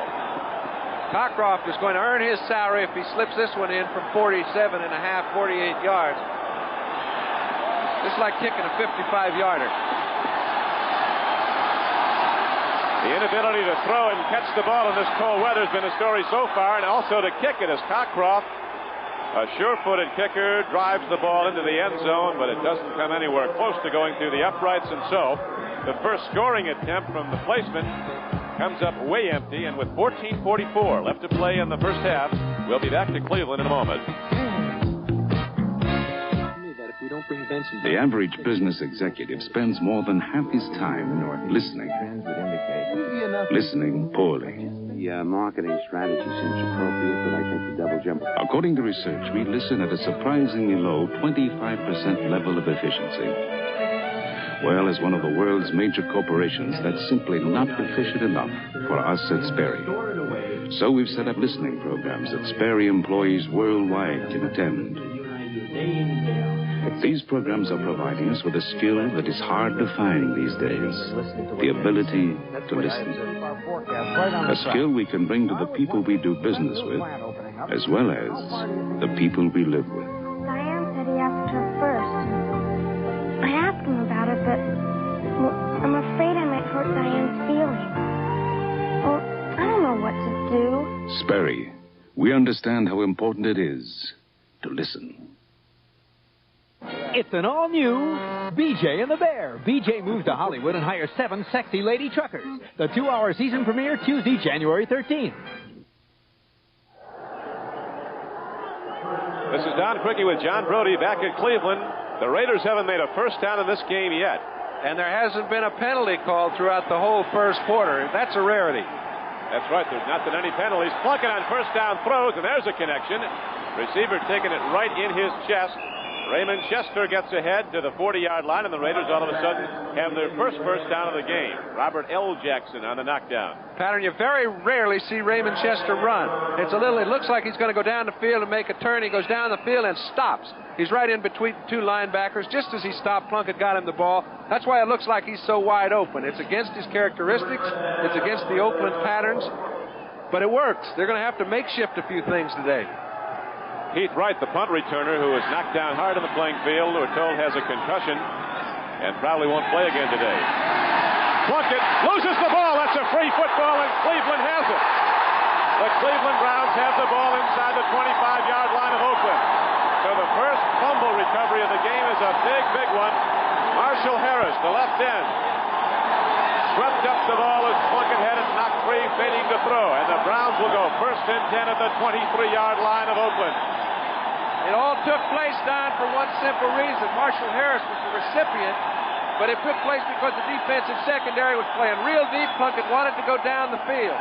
You can see Bradley, he comes in, gets a piece of the ball. Plunkett did not give him credit for being able to get it loose. He did jar it loose, didn't come off to a back quick enough. As a result, turnover. Got to be tough just to hold that cold ball with everybody swiping. Yeah, but you better get it off to your backs. If nobody's open down the field, you better do it quick. It's first down and 10 now for the Cleveland Browns. Sipe takes a look. They're really taking care of him. He's going to run with the ball. Ryan Sipe is inside the 15-yard line. Down to the 13-yard line. Rod Martin finally got him, but now the Browns are down close. Had the same effect as a draw play. Sipe went back trying to throw, had all his receivers running crossing routes. Sipe did not run around laterally, took whatever hole he found up the middle, just moved a little bit to his left. When he did so, there was a natural hole opened up. The linebackers cannot commit themselves to getting up on the play as fast as normal. But Tusick finally gets there, gets a piece swiftly. Martin brings him down, but not before they gain a first down. Marshall Harris with the recovery, a former New York Jet. And now Brian Sipe with a first down run. Handoff up the middle, not much there. Going with the ball is Cleo Miller, a big back. He drives the ball down close to the 13-yard line. This telecast is presented by authority of the National Football League and is intended for the private use of our audience. Any rebroadcast or other use of this telecast without the express written consent of the Cleveland Browns and the National Football League is prohibited. When they start running, Don, Bob Nelson, number 51 for the Raiders, is generally in the middle of the action. He stopped that play for no gain. He's another one of those young insertions that the Raiders have put into their defense. Ball down to the 13-yard line now. Bob Nelson, a former Buffalo Bill. Raiders have an awful lot of people they got from other teams as free agents that have turned into fine players when they get in the whole scheme of the Oakland system. Here's a pass into the end zone. Logan fighting for the ball. Dwayne Osteen fighting for it, and it comes up incomplete. Well, that's an outstanding defensive play by Osteen because Logan was sitting with his eye on the ball the whole time. Osteen's got his back to the ball, carries the club. He sees Logan looking at the ball. He goes right into the area he's looking, almost brings it down for an interception. That's just good defense. He's one-on-one out there all by himself. A fight for the ball on the one-on-one coverage. Our producer today for NBC is George Finkel, our director, Ken Fouts. As we now have 12 minutes and 19 seconds left to play in the first half. The Browns challenging, but it's so tough to move the ball with frigid temperatures in Ohio. Wind chill this morning was 37 below zero. Third down and 10 for Cleveland. Sipe stands into the end zone. Rucker going for the ball. He caught it! No, they ruled he got it out of bounds. He held on, but the official right there said he was not in bounds when he got it. Hey, that's one of those plays that if the field had been dry, he would have been able to slow his momentum down enough to get his other foot in bounds. As it existed, he couldn't do that. He just caught the line with his second foot. The official was right on the play and saw it. But, hey, they're picking on those corners, and as long as they try to play a man-to-man, they're going to try and continue picking on them. You see Rucker comes down with one foot there. He can't put his foot down. He's got to put his other foot on the yellow. So now Don Cockcroft will try another field goal, but first we'll watch Rucker again. This is live. Cockcroft setting up for the field goal. No cinch. Paul McDonald holds, and Jerry Sullivan snaps. And the ball is on the way. It is no good. Lester Hayes went to the moon when that one went wide. He jumped about 10 feet in the air. It's one thing to throw the ball down. It's another thing to kick it. It's a totally different feel when it hits your foot. The ball goes like a brick. We've seen punts have problems. We've seen two chances for field goals have problems, and the score remains at 0-0. America's not going to be pushed around anymore. Dodge announces an historic breakthrough, the new Omni Miser with the highest highway mileage any American car has ever achieved. Miser squeezes out more gasoline mileage than Toyota Corona, more than Honda Accord, more than VW Rabbit, more than the World Car four-door Ford Escort, and at a lower price, only $52.99. Omni Miser at your Dodge Ram dealer. Now make your best deal on a new 81 Dodge, then get $380 to $1,200 direct from Chrysler on top of it. Next Sunday, it's the AFC Championship as Dan Fouts and the Aerial Express of the San Diego Chargers take on the winner of today's game. See which team will achieve the title as best in the AFC and gain entrance into the Super Bowl. Next Sunday on NBC.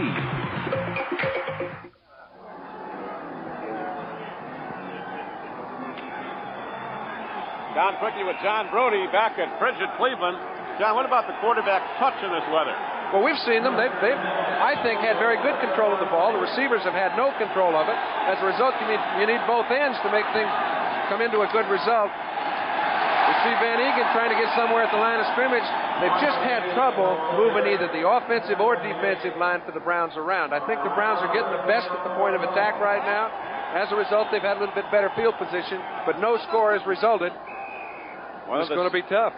Senior members of the National Football League, Don Cockcroft, has had his problems. He was troubled with a sciatic nerve problem earlier. Played well late in the season, and today, this cold ball hadn't been responding to his ticking touch. So it's 0-0. They go back to the run now, and 2nd down and 9. Kenny King goes wide, and the Cleveland Browns have been sweeping him under. Well, they can go as wide as they want, but when you go wide, the key is being able to cut back against the grain when you see the hole. They have not been able to cut back, and when you're running wide with a lot of pursuit following you, the running back is up for grabs. All they have to do is keep everybody coming out at an angle. They'll eventually run him right out of bounds. Brown offensive line has been moving the ball pretty well at times. Oakland has had virtually no success running it.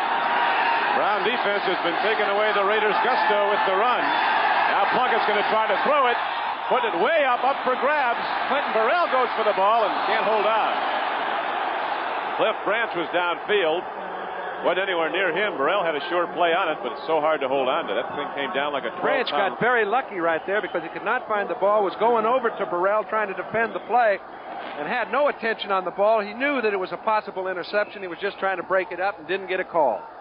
Keith Wright going off suffered the mild concussion when his head was banged off the playing field on a punt return. Dino Hall is the only man back now for Cleveland as Ray Guy sets to punt. 4th down and 12. Ray Guy back at his 5-yard line. Browns are getting people close to Ray Guy, and now they drop 2 more back. High punt didn't carry very far. Dino Hall from the 46. Dino Hall breaks through and gets out to midfield. He fumbled the ball, though, Don, and I don't know who came up with it, but I think Cleveland retained possession. The ball and the weather are great adversaries as much as the Raiders and Oakland are to each other. A 36-yard punt by Ray Guy and a 5-yard return by Dino Hall. So the Browns will get the ball back when we return. 1st and 10 at the Oakland side of the field.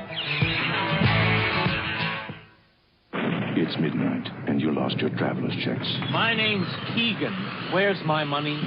Because they're Citicorp traveler's checks, we can get you an emergency refund through Western Union. 7 days a week, 365 days a year. Citicorp. America's leading banking institution worldwide. Thanks. Take advantage of our size. Looks like rain. Travel the world with us. Citicorp traveler's checks. After 3 generations of cops, there's finally a lieutenant in the Pinelli family. Looks like a stroll-light night. Looks like a stroll-light night. Looks like a stroll-light night. When things are going right. Looks like a stroll-light night. Looks like a stroll-light night. Stroll-light, a great tasting beer that doesn't fill you up. Looks like a stroll-light night when good times come along.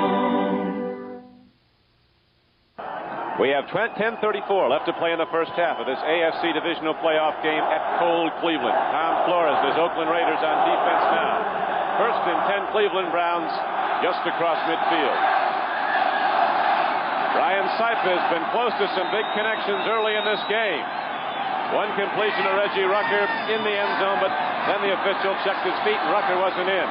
Here's a throw to Calvin Hill. He can't hold on. That gives you some indication of how that ball's coming in there. And these receivers, you can't prepare yourself to catch a brick, okay? And that's what that ball has to feel like when it hits their hand. I'm surprised, John, how well they're running their patterns. Nobody's fallen down yet. That's right. They're running them softly, both offensively and defensively, trying to keep from losing their footing. If they lose their footing, it's a certain interception. A quarterback has to throw the ball when you're on the break. You can't wait till you're open because then you close up. I think that Cleveland's this is their 4th good field position. If they get no points on the board when everything's going their way early in the ball game, it could get awfully tough later. First score is going to be an awful big one, and of course this game will keep on going until somebody gets a score. Brian Sipe takes a look. Now runs down. Millen comes up. Sipe, gunny little guy, stays in bounds, gets the extra yardage. He could have bailed out. Joe DeLamielleure gave him a block. Brian Sipe took the ball inside the 45-yard line of Oakland. Moving along on Little Cat's feet here. Hey, look, Sipe had featured down the field. He wanted, or excuse me, that's Reggie Rucker down the field. He would love to get to him, but he's very well covered by Lester Hayes. As he rolls out of the pocket, looking for a little bit more time, he was looking down the field, had to hold on to the ball. I'm surprised that 2 quarterback runs, he's held on to the ball both times and stayed in bounds. We're getting a penalty. Ben Bright, the referee. The Raiders were offside, so the Browns beneficiaries of a 5-yard mark-off against the Raiders. First penalty of this game. Lined up in the neutral zone. Second down. You'll see strategy change a little here, too, because where normally a 3rd and 2 situation wouldn't be too bad, they get no traction. 3rd and 2 is like 3rd down and 5 if you're running the ball. It's a passing down today. They've got to find a way to get it over that line. The 2 Pruitts are in the Cleveland backfield now. Greg and Mike, no relation. Greg, the Oklahoma runner, had so many great seasons for the Browns as a rusher and as a pass catcher. Slowed this year because of injuries, has a knee problem, but he's always a threat. Greg Pruitt. Second down and 5 for Sipe and the Browns. Back to the run. Look at that big back. Shoot up the middle. Come inside the 40 and down to the 39-yard line. It looks like Mike Pruitt has a first down for Cleveland. John Matuzak and Dave Browning on the knockdown. Shepard and Deacon just made some room there. On the few occasions where there has been movement at the line of scrimmage, it's been the offensive line of Cleveland that's made it. Mike Pruitt has been the best runner in this game with 28 yards. The Browns down to the 39-yard line of Oakland with a first down. Rucker is wide right. Logan's on the left flank. Newsom, the tight end, but he can go deep too. Here's a pitch back to Greg Pruitt. And the Raiders get him and throw him down. Hendricks, who's having an all-pro season, came up from the outside linebacker, number 83. He actually had such a good season that several people put him on the ballot as Player of the Year. Not Defensive Player of the Year, but Jim Thorpe Trophy Player of the Year. And he's one of these guys that has put such personality into their defense that it's almost like they're attacking the other team's offense. He's freelanced most of the year. Charlie Sumner's kept everything simple for everybody else. He and Lester Hayes have just made so many turnovers, it's kept everybody off balance. Ted Hendricks, a 4-time All-Pro. Of course, only one defensive player has ever received that Jim Thorpe Trophy. Alan Page, when he's with the Vikings, did. I think it was in 72. Second down and 10. Sipe lost the ball. I think he lost it for good. No, he got to it. Brian Sipe says, give Sam all the credit. Sam Rutigliano, he's the miracle worker of this team. But Sipe has been a great, great player. Graded out number 1 among all the quarterbacks. Don, that's the personality of Brian Sipe. It's also the reason he took an awful lot of knocks earlier in his career. He's not a finger pointer. He's the kind of guy that takes the responsibility, distributes the credit. But he is a very tough nut. He's one of these guys that comes in and takes responsibility for things when things aren't going too well. You noticed he has not backed off from throwing that ball all over the park, and he won't. And now it's third down and 10 for the Cleveland Browns at the 40-yard line of Oakland. 8 minutes and 7 seconds to play in the first half. Careful. Eddie Hendricks. Eddie Hendricks it was. He came smoking and nobody touched him. But the Browns are taken way out of position. That's the beautiful thing, Don, when you have a football structure that allows one man to do what he knows it's time to do. He's very familiar with all the offensive structure of Cleveland. When he finds a weakness, he's going to exploit it, and he doesn't have to go to the sideline to do it. John Robert L. Jackson of the Browns also has suffered a concussion. He's on the sideline. So 2 Browns have gone out with head injuries in this game because even with a helmet on, when you hit the playing field here, you're hitting a rock-hard concrete surface. It was grass. Kick downfield, a good punt. Outside of bounds at about the 26-yard line. Keith Moody again watched it. Johnny Evans hitting the punt for the Cleveland Browns. We're changing our viewpoints a little, Don. We're calling those 26-yarders good, and they do look good. That's right. It was a 24-yard punt. But it's been that kind of a day, and will continue to be when we come back to Cleveland. Before I retired, my restaurant was chosen as one of the 100 best in America, known for great food and fine wine. My wine cellar at home is smaller, but very select.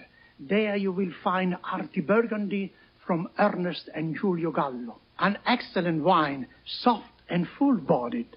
I believe the more you know about wine, the more you appreciate Gallo. Artie Burgundy, from the winery of Ernest and Giulio Gallo. On NBC Sports World, see World Pro Figure Skating Championships with Ty Babylonia, Randy Gardner, and Dorothy Hamill. Followed by basketball's Meadowlark Lemon, January 18th. Tom Flores and Sam Bogosian would rather be in Oakland, but they're glad to be here in the playoffs. You don't have your druthers when you get here. You just suck it up and go. First down and 10 Raiders. No score on the board with 7.5 minutes to go. And again, the Raiders go nowhere on the run. Mark Van Egan got the call.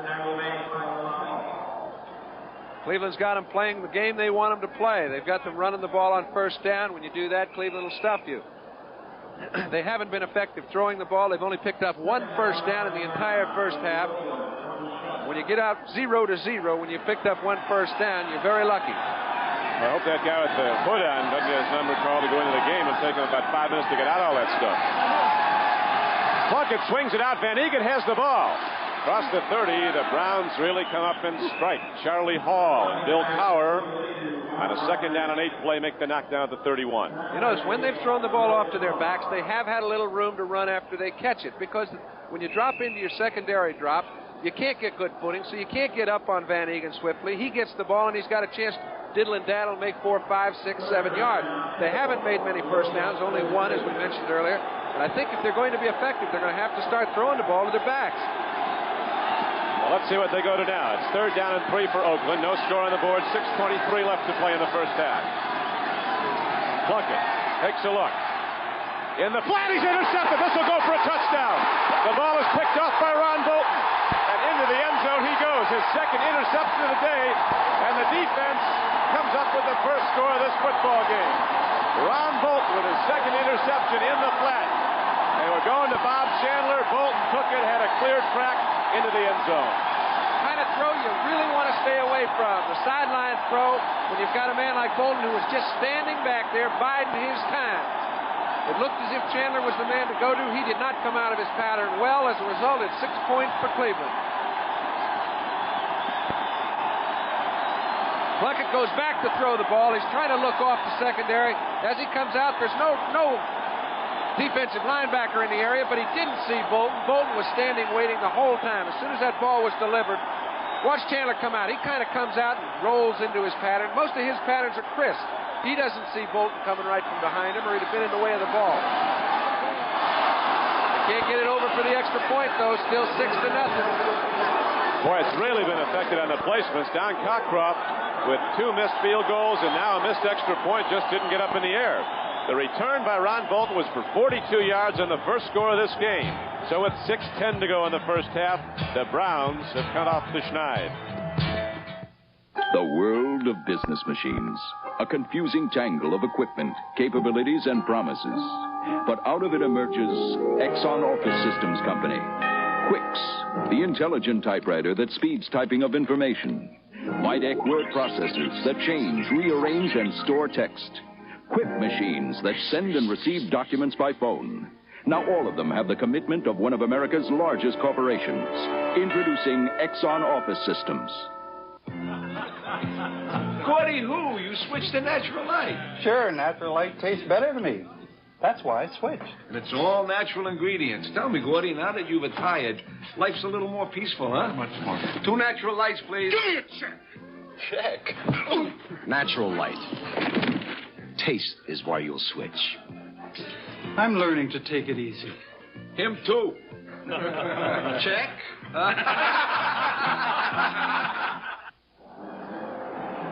The first score of the game is up. And it comes from a defensive player, Ron Bolton of the Cleveland Browns. All right. Don, you know, in looking back, Bob Chandler's plus point is how well he runs his patterns, not his speed. But if you don't get on him, he'll run his patterns and beat you to death. Today is a very difficult day to run any kind of pattern. You noticed he came out of it and he slid down the line. It enabled Bolton to run right in front of him, pick the ball off for 6. Let's watch the kickoff now. It's been so difficult to kick the ball. You saw the extra point didn't go anywhere. Cockcroft gets that ball in the air. It is taken down at the 18-yard line. Arthur Whittington turns wide. A lot of people in front of him. Ricky Feature missed him, but slowed him up, and finally the knockdown is made at about the 36-yard line. So the Raiders go back on offense, 1st and 10. 5:58 to play in the first half. Here's the touchdown again. Plunk goes back. Sometimes you're trying to take something that you just can't handle. That kind of mistake dictates the outcome of playoff games. As we've looked throughout the league over the first 4 or 5 playoff games, it's been mistakes more than offensive execution that's dictated the outcome. Sam Rutigliano and Jim Plunkett are old friends. Rutigliano was the offensive coordinator at New England back in '71 when Plunkett came there as the #1 pick in the NFL. He says of Plunkett, it's been a career of trauma, but finally he's getting what he deserves and playing with a good team and getting a chance. Plunkett's going to run, throws on the run. Way too much on it. Cliff Branch was downfield, but a Brown, Clay Matthews, ended up nearest it. So did Dick Ambrose come close to getting the ball. Still trying to go downfield, Don. When you try to go downfield, your quarterback has to wait for his receiver to get open. Cleveland has done very well. They've played it smartly. They're playing a deep zone. They're trying to make Oakland execute inside the seams, and they haven't been able to do it. We're told from the sideline, John, that it was Ted Hendricks who got a piece of the extra point attempt by Cockcroft. He wasn't going very high. I'm not sure it would have gone in anyway. Plunkett is 3 for 12 throwing the ball for 21 yards. He's been intercepted twice. Look at Bob Chandler. Did he get there? Is the reception. We're talking about Al Davis saying Chandler's a cold weather catcher, and that was a superior play by Bob Chandler. He can catch a ball in a swimming pool. He's just a great receiver that is really hampered because of the conditions today. Plunkett throws the ball in between the seams. We mentioned he wasn't having much success doing that. Had some success on that occasion, and Chandler made a great catch. All those seasons in Buffalo helped Bob Chandler. He played 9 years there, a former captain of Southern California. He caught 10 for touchdowns this year for Oakland. Caught 49 balls in the regular season. Swing pass to Kenny King. First down, King turns wide and gets down to the 45-yard line of the Cleveland Browns. Clay Matthews ran him out of bounds. I know that Oakland doesn't like to take those little dink-off patterns because it just isn't in the way they like to run the ball up and down the field. They like to go down the field and challenge the defense. But today, they're going to find a few linebackers falling down, and they're going to pick up some long yards if they'll continue to do it. You'll notice every time they've come off, they've completed the ball, and they've picked up 4, 5, 6, or 7. There's no need to try anything else until they're stopped. That's probably what Plunkett then will continue to do. Get the underneath short pass. The Browns gave up a lot of yards to that this season. They take away the long pass. Plunkett stands in, has time, throws the ball, and it's caught for a first down. Again, they go underneath the zone coverage down to the 39-yard line. Hit your backs, baby. I think he's got a first down, but they may rule it a foot short. See where they spot the ball down. Could be short. Raiders thought they had it. Their sideline is protesting. Mark Van Eegen, the receiver, ball down just inside the 40. So it's going to be third down and less than a yard. Game clock, 5 minutes to play in the first half. Cleveland Browns lead 6-0 on a 42-yard interception return by Ron Bolton, who's intercepted 2 today for Cleveland. Now it's up to their offensive linemen. They haven't been able to get much surge so far in the ball game. They've got to get them a foot. You look through these stands, it appears the no-shows are non-existent. Everybody's here. Over 80,000. Good play by Jim Plunkett. Mix up in the backfield. His running backs never did get a clean slate at the ball. He took it, jumped over the center for a first down. That's their third one of the ball game, second on this drive. It's tough. Look, you can see he just couldn't get a clean handoff. Found a hole and took it. Jim Plunkett dives for the first down to the 38-yard line of Cleveland. Van Eegen could not get his footing. Was into the hole late. Wind chill just before game time measured at minus 37 degrees here at Cleveland. Minus 37. Draw play. Kenny King running hard. Takes the ball down to the 31-yard line. Plunkett and the Raiders starting to move now. Jim Plunkett's had his problems with 2 interceptions. You'll recall he also fumbled the ball. This is not the kind of day where you challenge defenses. You take what they give you and you make them react to what you've taken. They've done that on this drive and they've been effective. You remember they've hit 2 backs. Chandler makes a great catch, and now Kenny King gets a little room to run a draw. You think the offense has an advantage on the slippery field? Sometimes. Not so far today. Down to the 29-yard line on 2nd down and 3. Lyle Alzado made the play, so did Clay Matthews. Alzado's been a great leader, number 77 of these Cleveland Browns. He came in here, of course, from Denver. He's known Sam Ratigliano for a long time. They're both from Brooklyn. Ratigliano said to him, Lyle, you know I love you. Just give me whatever you have left. You know what he's brought? He's brought the composure of a guy who's been in a championship game. His whole personality is geared toward getting all of it, folks. You know, let's not just get a piece, let's get it all. We're as good as anybody else, and I think that's brought a lot of the younger players up to the level they're playing today. 3rd down and just over a yard now for the Oakland Raiders. Back to the run, and now the Raiders start to crack it. Trap blocking up the middle, and the fullback Van Egan takes it down to the 25-yard line. And this has been a beautiful drive. They were totally inept in the first quarter and a half. They got the ball with 5.5 minutes to play. In 3 minutes, they've run off 3 first downs. They've done things a whole lot more creatively, and they haven't tried to pick on them down the field. They're taking what they've been given. Sam Ratigliano went to the same high school in Brooklyn as Al Davis, the man who runs the Raiders, did, Erasmus Hall. He said, Sam says, Al was a little bit ahead of me in a lot of ways. I'm not sure of that. 1st down and 10 now for Oakland. They trail 6-0. Plunkett stands in, throws. It comes up on the one hop. Clinton Burrell was the closest to it. And the game clock is stopped with 1:57 left to play in the first half. They have doubled Cliff Branch all day long. That's why they have not been able to get to him. Unless they change, they won't be able to. 1:57 left to play in the first half, with the Raiders with the ball trailing 6-0. Hello, I'm Dick Enberg, and this is the ultimate souvenir of one of sports' biggest events, the official Super Bowl 15 game program containing dozens of action photos, a week-by-week review of the 80 season, and complete scouting reports of the Super Bowl teams. This is the same 144-page program that'll be sold in New Orleans, so order yours now. Send a check or money order for $3.50 for each program to Super Bowl 15, Post Office Box 15, Houston, Texas 77001. Allow 3 weeks for delivery after the game, but order today. I want you to meet Carol. It's hard to believe that less than a year ago, she wanted to end her life by suicide. Hi, I'm Steve Nelson of the New England Patriots. I want to show you how people like Carol who face this desperate problem are being helped by a very special group of people here in Boston. They're called the Samaritans. They provide a 24-hour-a-day suicide prevention service, and the work is made possible by the United Way. United Way works here, and thanks to you, it works for all of us. The United Way.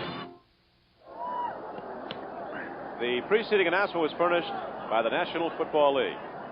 Don CRIQUI with John Brody. Mike Adamle also here with us at Cleveland Stadium. 1:57 left to play in this AFC Divisional playoff game. Left to play in the first half. Coming up at halftime, we'll be going to New York to Bryant Gumbel. An update on the playoff activity as it's been so far. San Diego Chargers a victor yesterday. And they'll be the host team next week for the AFC Championship game on NBC next Sunday. The winner of this game goes to San Diego.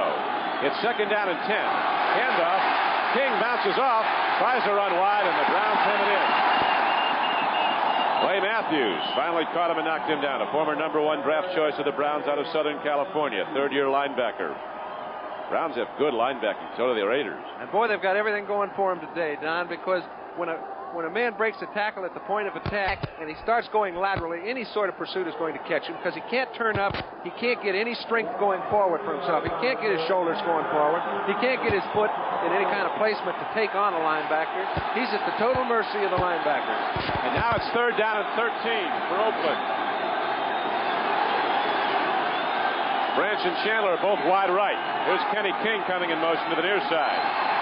Plunkett stands in. They're giving him more time now. It's caught. Raymond Chester down to the 2-yard line, so the Oakland Raiders are now point-blank range. 1st and goal from the 2. Don, that was an absolutely perfect throw by Plunkett. He was in a situation where he had Kenny King in motion out to the other side. 3 men on 1 against Chester. He put the ball where it had to be thrown at a perfect time. Chester cradled it with his body. Comes down with a 1st down inside the 5. This drive has been vintage. They are doing things that they're not accustomed to doing. That's the first time that they've run a play that's within keeping of their personality. It was effective, great execution. That was their biggest play of this game, a 26-yard gain on the throw from Plunkett to Raymond Chester down to the 2-yard line. Spotted just outside the 2. The Best in College Basketball returns Saturday, January 10th on NBC with exciting coverage of some key regional games. 3 of the top 10 teams in the nation will be in action on NBC, including the Kentucky Wildcats going against the Tennessee Volunteers. Other games feature Villanova against Syracuse, Notre Dame against Marquette, or UCLA versus USC. So check your local listings for the game and time in your area. Don, we've got 1 minute and 3 seconds remaining in the half. The Raiders still have a couple timeouts. There really is no problem. They can take all 4 downs to score it. That ball being just inside the 3 is a little misleading. They may not be able to get that thing in there at running the ball from the line of scrimmage. So now the Browns leading 6-0 back to their end zone. The Raiders come out with one of the biggest, toughest forward walls in football, lining up to power the ball at Cleveland and try to tie the game. Fumble, free ball. The Raiders recover.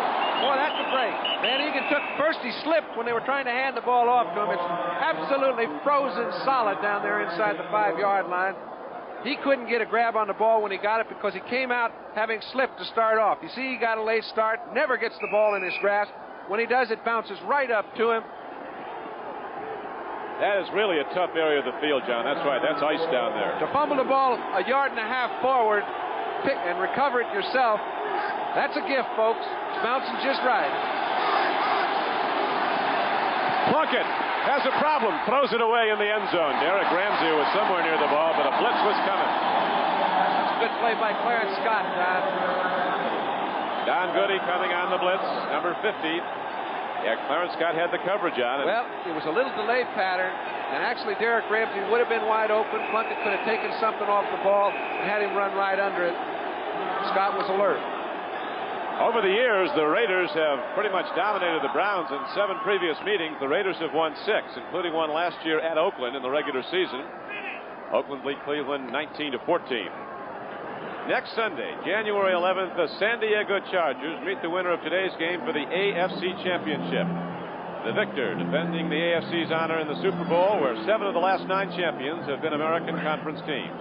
NBC's coverage of the American Conference Championship game next Sunday begins at 4:30 with NFL 80. Join host Brian Gamble for an inside look at the AFC Championship game. And then watch the best of the AFC battle for a trip to Super Bowl 15 coming up January 25th on NBC. Don, anybody getting an opportunity to get out of this ball game with a victory and avoiding frostbite would look awful forward to going out into that 70-degree temperature. I tell you, these fans are playing hurt, too. That's going to be tough in there. Tell you, there aren't many empty seats, though. Virtually none. Over 80,000. Cleveland Browns, Cleveland Stadium. What a history this place has. Great, great teams over the years. Place has rocked to the cheers of 80,000 Cleveland fans so many Sundays. 3rd down and 2, I'm sure. Oakland has discussed whether to go for 2 plays or 1. Van Egan takes it into the end zone. Touchdown, Oakland Raiders, and a football game is tied with 18 seconds to play in the first half. Great movement, Don, by Mickey Marvin and Henry Lawrence. Those 2 guys moved the defense of the Browns a yard and a half back, and that's the only way you're going to gain any yardage today. Get your offensive linemen to do their job, because nobody can bowl anybody over. Excellent play. Number 70, number 65. Get the defenders on the ground, allow the back to go over the top. So now Chris Barr comes out. He had an excellent playoff game against Houston. Chris Barr, 3 for 3 in extra points, 2 for 2 in field goals in his first playoff game ever last week. I think it'll be a little easier for a sideline to get the ball up in this weather. We'll see. Might break his foot, but I think he can get it up. Bob Chandler holds. The extra point is up and right down the middle. So Chris Barr delivers, and it is now an Oakland Raider lead 7-6 with 18 seconds left to play in the first half.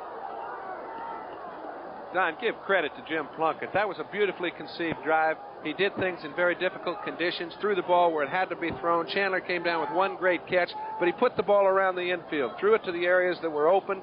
As a result, put on about a 65-yard drive, and they got a touchdown right after an interception. That's the change in Jim Plunkett. You know, earlier he used to get his dauber down a little bit, wouldn't come right back.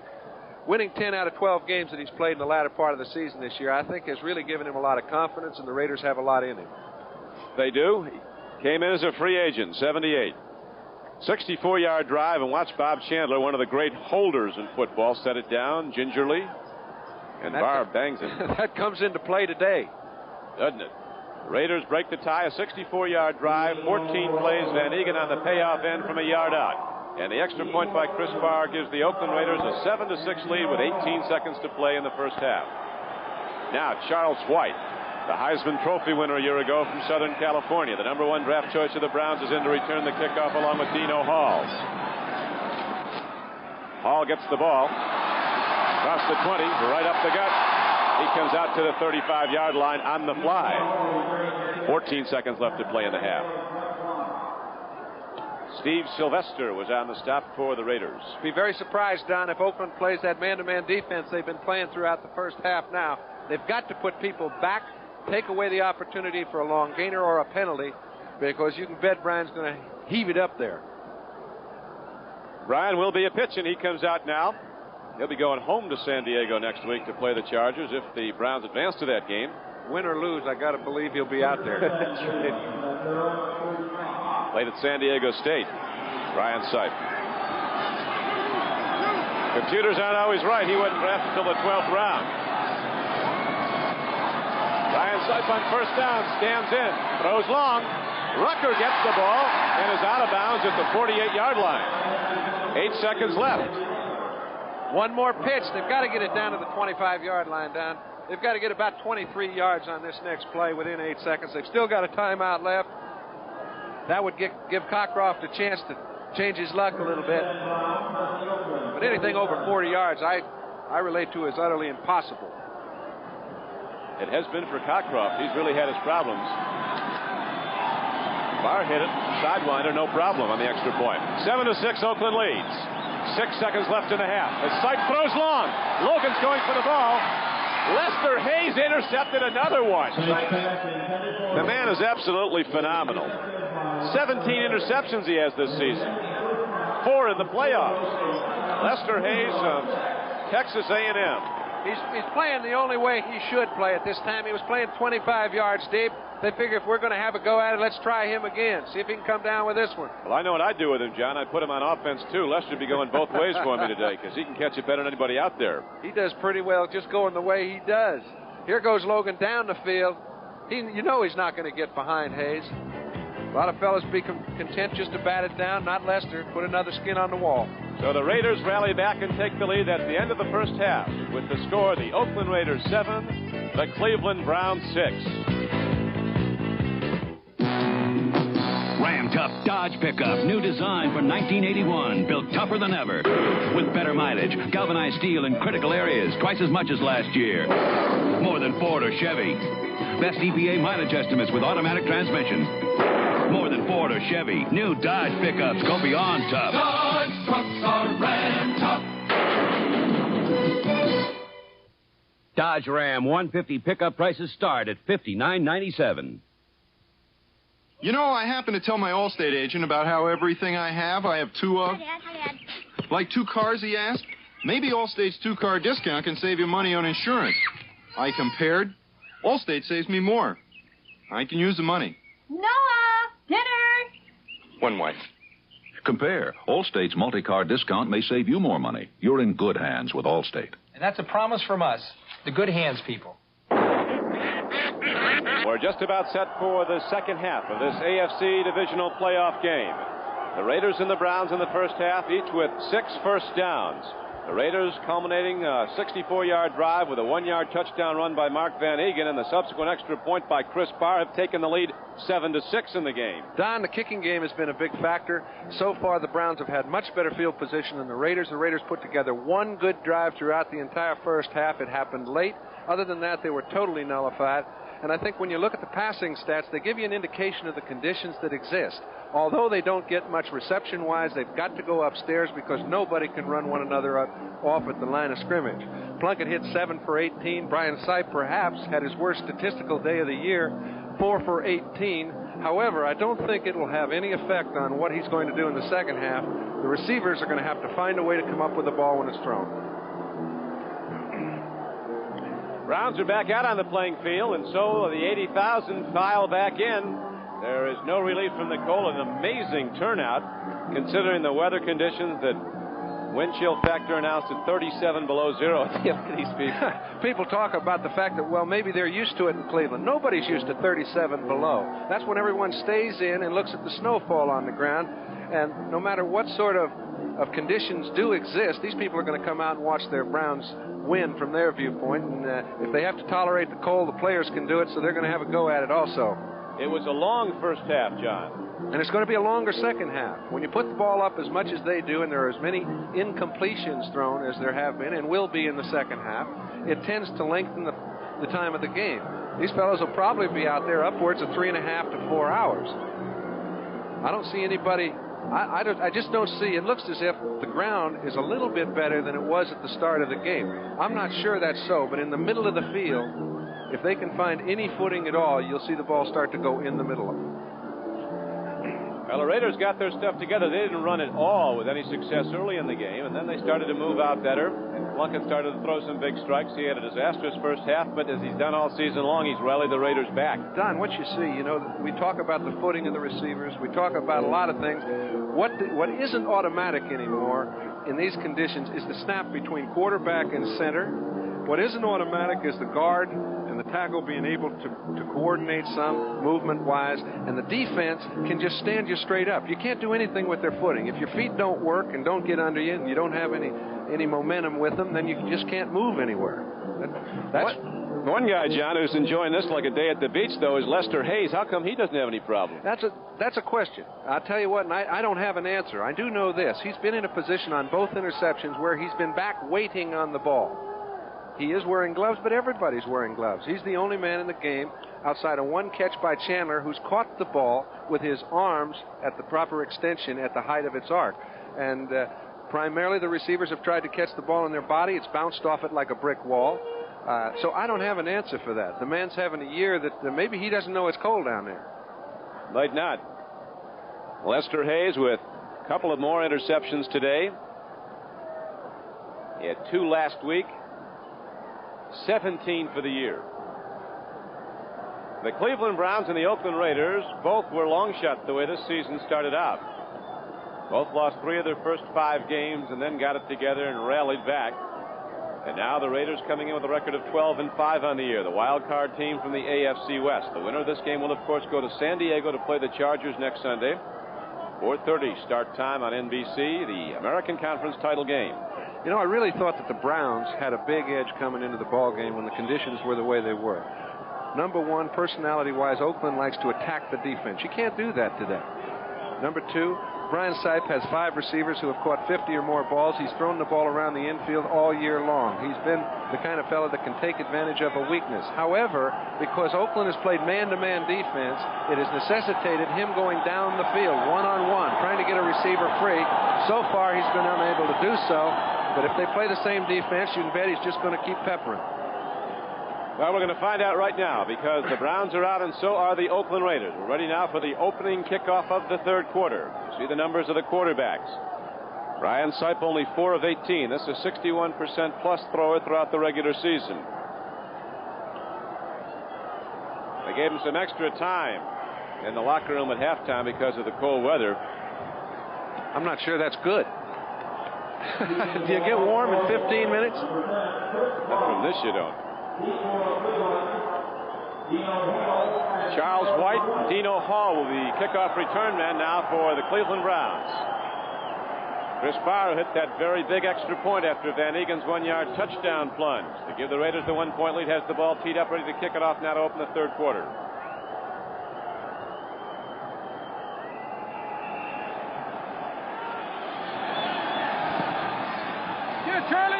Barr's into it, and here is Charles White at the 20, 25, and all the way out to the 39-yard line. There's Charles White,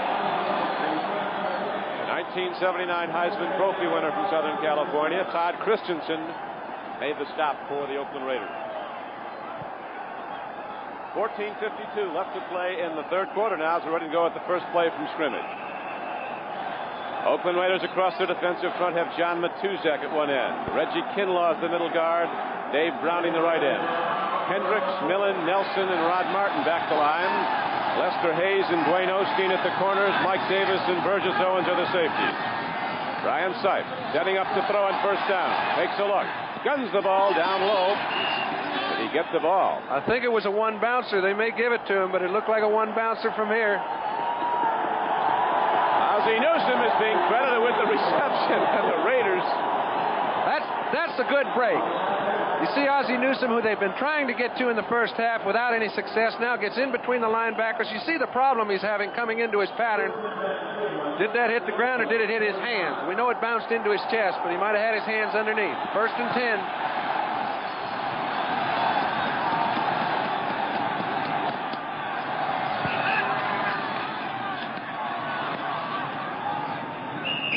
Mike Pruitt gets the call. Takes it down to the 47-yard line. All right, we've noticed that Brian Sipes had excellent time throwing the ball, but when they want to run the ball, the defense has all the best of it. John Matusik's been in there plugging up the holes all the way. You can see they both come to a standstill. When neither guy gets good footing, everybody comes together, looks like a jump center, and the back runs into the pile. Talking to Earl Leggett, the defensive line coach of the Raiders, great player of the Chicago Bears, he said Matuzak's like one of the old Bears, like George Halas liked him, real big and plenty mean. He's found a home in Oakland. He's having a Pro Bowl year, John Matuzak. Came as a free agent, even though he was the #1 player drafted in the NFL. Running with the ball is Calvin Hill. And Calvin's not done yet as he goes down the sideline and takes it inside the 30-yard line. They mark him out of bounds at the 28. This is just super offensive surge. We mentioned that the offensive linemen don't really get any surge. You can see John Matusik, number 72. Willie Jones. He's having a little problem. And watch Hill. Now, it looks like he's free right here, but he can't keep his footing and well enough to... There's nobody between himself and the goal line, but he can't keep his balance. A slick field, but Calvin Hill treads over it for 18 yards and a Cleveland Brown first down to the 28-yard line of Oakland. Logan wide left.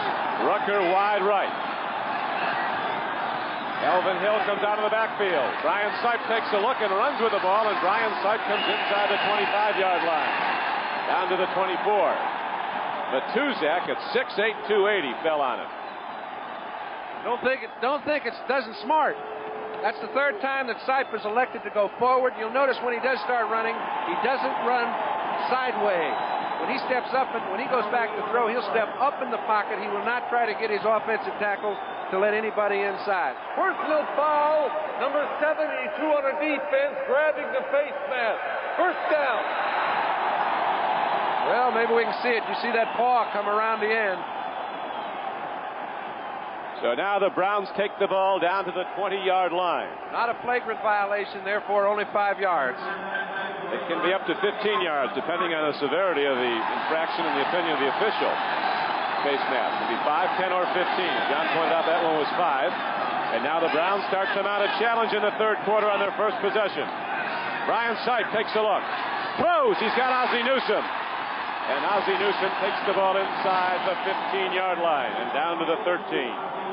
Oakland has continued to play a man-to-man defense. Now when you get inside the 20-yard line, it almost precludes them from playing any type of zone. We've seen Cleveland continue to do what they tried to do in the first half unsuccessfully. Come to Ozzie Newsome, throw the ball off to Calvin Hill. Calvin Hill, by the way, only carried the ball once in the entire National Football League season. He's carried the ball 3 or 4 times today.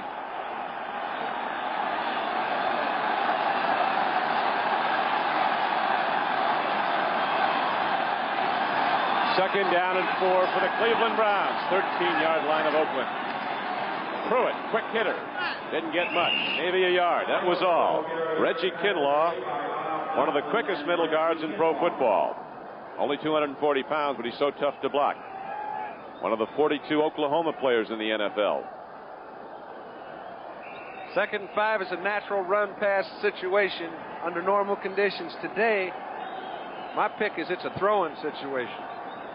That is an interesting point, John. The strategy's completely changed. Defenses looking for a pass in a particular area. Everything goes out the window. Now you're not quite sure what anybody's going to do on offense, particularly an innovative quarterback like Brian Sipe. 3rd down and 3 now.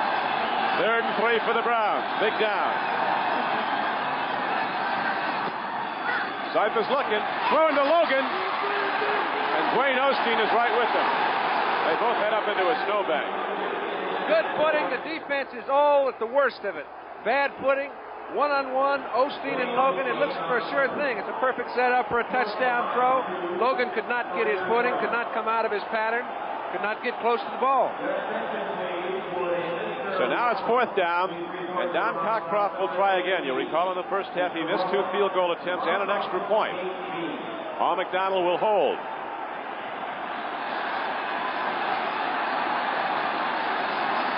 See if he can get this one up.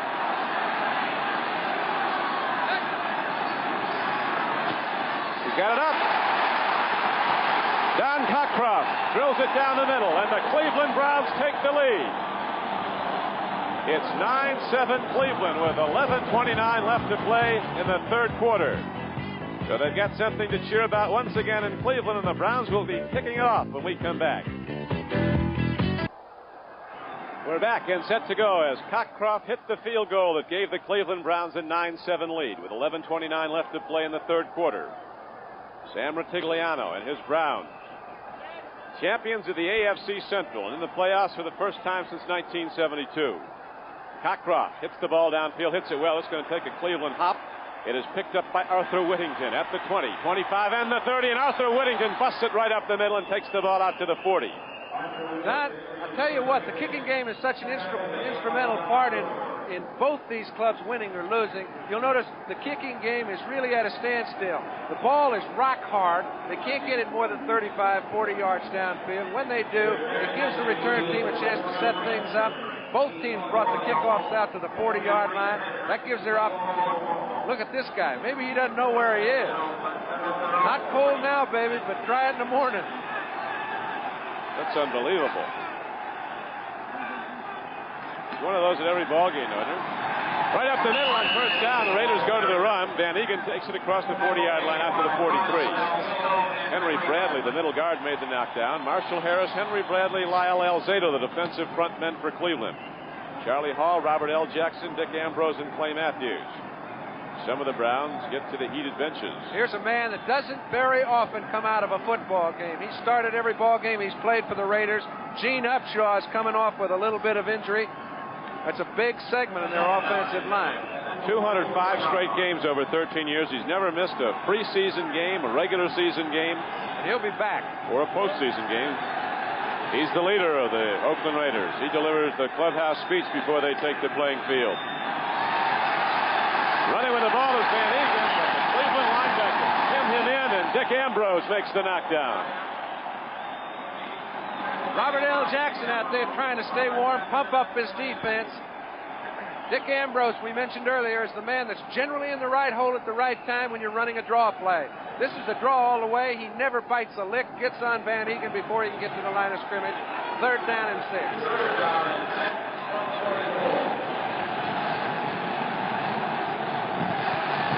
Upshaw's back. Didn't take long. One play, and Gene Upshaw back in the lineup for the Oakland Raiders. Plunkett throws in the flat. No, Clarence Scott, who almost intercepted the ball. And so 4th down now comes up for Oakland. The Cleveland Browns drop back their punt return man. Dino Hall goes back for the Browns. Very important segment of plays, Don, because you'll recall just before the half, the Raiders ran it right down the field with the wind. They are now going against the wind. It's a little bit more difficult to operate. They couldn't come up with much. Ray Guy standing back at his 30, and Dino Hall is back at the 11-yard line of Cleveland. His concern is not how far he kicks it, but that he catches it. You got to get first things first. He catches it, and he kicks it well. A high spiral. Dino Hall looks up in the sun, takes the ball, and heads upfield. Here's the blockers on a wall. Dino Hall rips it all the way down to the 36-yard line. Joe Campbell makes the stop for Oakland. 38-yard punt, a 16-yard return by Dino Hall. So the clock has stopped with 9:59 left to play in the 3rd quarter, and the Browns in the lead 9-7. They like all this in Cleveland, and with good reason, as the Browns are in the lead 9-7. With a long way to go, 9:59 left to play in the game. The Oakland Raiders come in with a defense that plays very well against the run with those huge linebackers like Hendricks and Millen. And on long yardage, they'll go to 4 down linemen and 5 defensive backs. Oakland people will tell you this is the best Raider defense they've ever had. Brian Sipe looks into that defense now and throws over it, going for Rucker, and he is struck. Wayne Osteen gets him as he goes out of bounds. Again, the Raiders continue to play that man-to-man defense. He's trying to find an open receiver.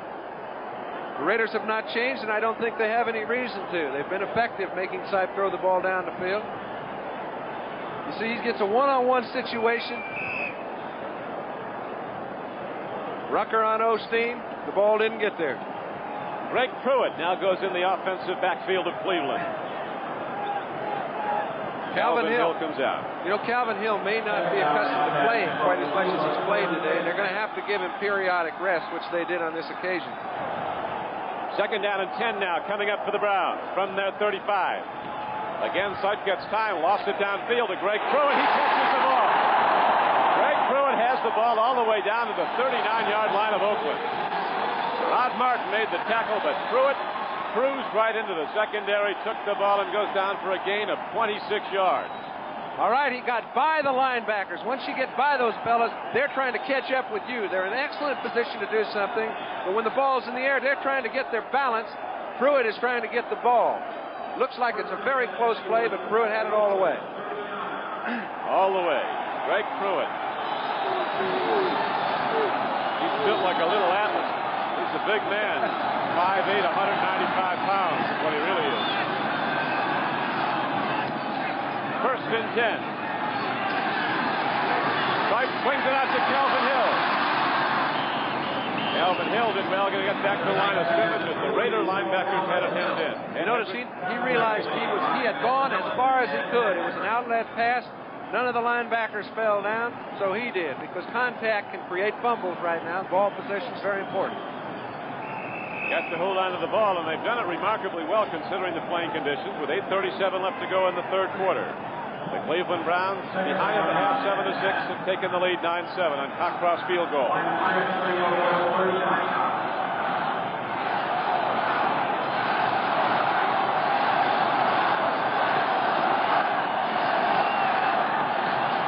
Second down and 10 now for the Browns.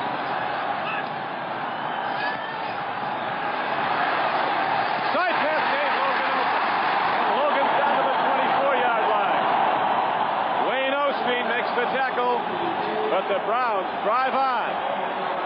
Okay, that's the strategy. Keep firing that ball down the field. They're still in a man-to-man defense. Very tough on the cornerback. Sipe figures we're going to find one of you fellas open, 1 out of 3 downs, and when you do, I'll hit him.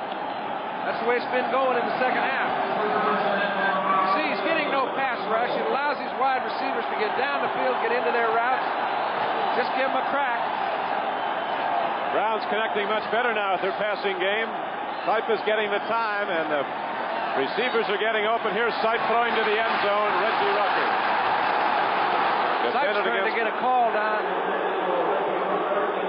Sipe was trying to get a call. He did. When he threw the ball, he thought there was interference. He thought there was contact about 9-10 yards down the field.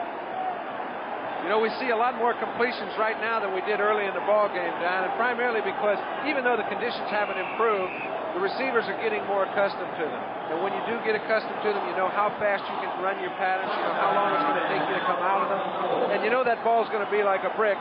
It's not optimum to be catching a brick, but if you know how heavy it is, at least you've got a better chance. Cleveland Browns have allowed only 23 sacks of Brian Sipe all season long. They said the primary game plan was we had to protect him because it's going to take time for the receivers to get open against the bump and run defense of the Raiders. Swing pass to Greg Pruitt. And Pruitt's inside the 20. Well short of a first down. On a 2nd and 10 play, he got about 5.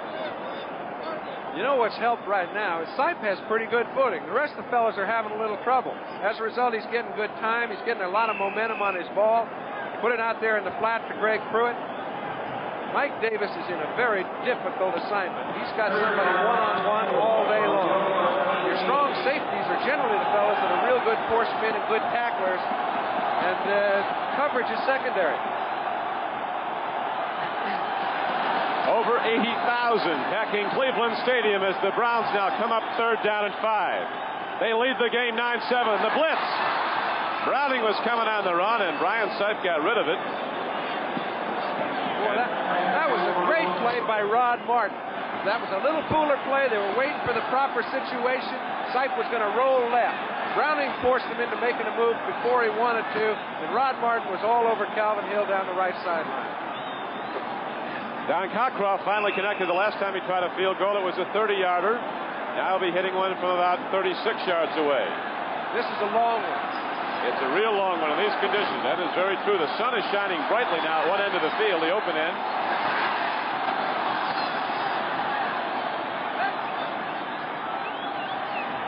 Fake. I think McDonald might have had a problem holding the ball. That's why he tried to do what he did with it. So the Raiders will take it over at their 28-yard line. Good break for Oakland. Look, you can see he never got a good handle on the ball. Cockcroft comes up late. This is not a design play. This is an automatic. It's like an audible. When you see something like this happen, it was not a good hand back. You just try to make the best out of a bad situation. At home, someone might think this is no time for a fake field goal, but you can see McDonald trying to get control of the ball against his leg. It was a relatively bad snap. He didn't get full control of it. This is an audible that happens whenever things go bad. You can see Cockcroft tried to help out where he could. All to no avail. Raiders 1st and 10 on their own 28. If he kept it there and Cockcroft kicked it, it would have been blocked then and probably knocked way back downfield. You bet. On 1st down and 10, Plunkett takes a look and he throws and kicks. The connection out to the 33-yard line. Cliff Branch, first reception of the day, Don. They've been double teaming him. That time he cut underneath. That's the kind of pattern when your wide receivers do get balls. That's the kind of patterns I think they ought to run more of. Clean people out, run your wide receivers back underneath, see if you can't get them on the dead run. Very rare that a field goal or placement holder, John, wears gloves, but Paul McDonald's doing it today. You got it.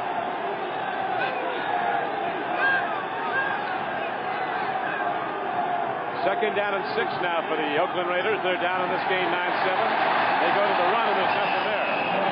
Kenny King worked his way into that big defensive run of the Browns, but there was nothing for him there. And so with 5:38 to play on the clock running in the 3rd quarter, the Raiders rehuddle. 3rd down coming up.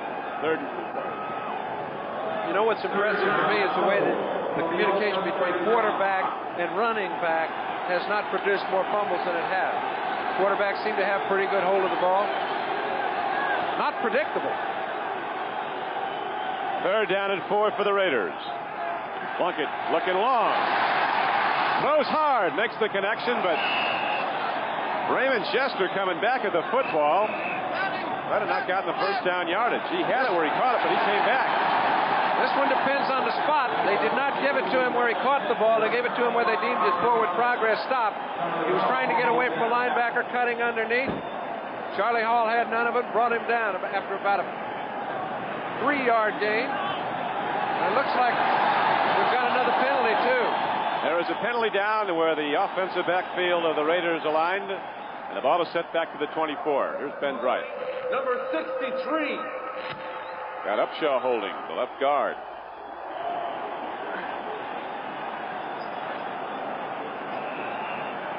Art Shell and Gene Upshaw are going against a longtime adversary when he was with Denver, Lyle Alzado. Don, I agree with the call. It would have been 4th down and 1 yard to go. They'd rather have it 3rd down and 14. Forces open to throw the ball if they're trying to get a 1st down. Anything good could happen for either side. 3rd down and 15. Plunkett throwing long. Bob Chandler goes for the ball, but there's too much on it. And the Raiders will have to punt it back to Cleveland. Ron Bolton and Clarence Scott were on the coverage. But Chandler had room had the ball come down in his area. Yeah, that's easy to say, but from where Plunkett was throwing it, he really didn't have him as open as it appeared he was. When Chandler comes out of his pattern, it looks like he could have put the ball over the top and hit him. But Ron Bolton, number 28, is standing right in front of him where there was very little room to throw it. Ron Bolton has 2 interceptions today already, 1 for a touchdown. Cleveland's only touchdown of the game. He ran it back some 42 yards. Dino Hall is back now for punt return for Cleveland. You'll notice everyone has a little different combination. Guys wearing one glove on, one glove off. Hits the ball downfield. Dino Hall has been a sure-handed guy catching these punts. Turns to the outside. He's been a good returner. Dino Hall's in open field for a moment. He shot across midfield and came inside the 45-yard line of Oakland, down to the 44. And Ray Guy kept that one from going all the way, pal. That's right. He came in and got him himself. Well, you can see as it opens up how all the special team fellas are having so much trouble with their footing that if you get a wall formed, the guy's liable to go on forever. Guy makes the final play. They've got the ball with good field position. The Oakland Raiders trailing the Cleveland Browns 9-7. 4:45 left to play in the third quarter. As wide to the left comes Dave Logan, and wide to the right goes Reggie Rucker for Cleveland. The Browns with a 2-point lead. 4:45 to play third quarter. First down for Cleveland. Brian Sipe throws over the middle. He's got Dave Logan open, and Logan has the ball inside the 25-yard line and down to the 23. And you can just see it at the line of scrimmage sometimes. When Sipe was calling an audible, he called it because he was one-on-one with Osteen again. He heard Sipe coming to the audible. He was leaning over, specifically interested in hearing what he was saying. It's a pattern one-on-one. He's got all the time in the world to develop his pattern. When he does so, Sipe throws it well. I mean, both those cornerbacks are under an awful lot of pressure. 22-yard gain on the play. We mentioned how much time they have. You take a look at this offensive line. They're holding their ground. DeLeon's trying to look for somebody to help out with. Joe D blocking well. Back to live action now. Sipe time again. Now it ends. And Sipe doing very well to get rid of the ball before they got him. You bet. I'll tell you why it wasn't called intentional grounding. It's because the official, Vendrife, was trying to protect Brian Sipe. He saw Matusik had a hold of him. He wanted to see if anything went on. So he really didn't see the ball go down the field. Since he didn't see it, you don't call it. There's the defensive coordinator for Cleveland, Marty Schottenheimer. Brian Sipe is 31 years old, 6'1", 195 pounds, from San Diego State. Here come the pass rushers. Cedric Hardman, Willie Jones. Yep, the pass rushers are in for Oakland. Cedric Hardman, number 86, set to the right. Willie Jones, set to the left. Second down and 10 for the Cleveland Browns. See if he goes to the draw play. Sipe throws. Almost intercepted. Look out. Penalty markers come in. 3 of them. Osteen knew he was in a problem. He was trying to get over to Logan before the ball got there. He didn't know that Sipe was having a problem. He was trying to catch up with his man. The ball never got in the area, but he was all over the top of Logan. It'll give the Browns a first and goal just inside their 10-yard line. You know what's so tough from an Oakland standpoint is they've hit opposing quarterbacks something like 54 or 55 times throughout the year. And they have with a great pass rush that has come right up the middle, which allows those 2 outside pass rushers to get to the quarterback. Well, today, the 2 fellas up the middle, Matusik, Kinlaw, Browning, these fellas can't get enough penetration to force Sipe into a problem. Offside, decline of penalty. Also, defense pass interference accepted. First down. Very gratefully accepted. All right. We mentioned Osteen doesn't know where the ball is. He's trying to get to Logan any way he can. He knows he's in a hurry-up situation, trying to get to the ball. That's interference, folks. That was well illustrated on the replay. Our producer today for NBC, George Finkel, our director, Ken Fouts, as the Cleveland Browns have the ball first and goal. 10-yard line. Browns leading 9-7. Here's Greg Pruitt. To the outside, he eluded Ted Hendricks, then went out of bounds. Then about the 8. He eluded Hendricks, Donnie, but they made the play because Hendricks forced him wide.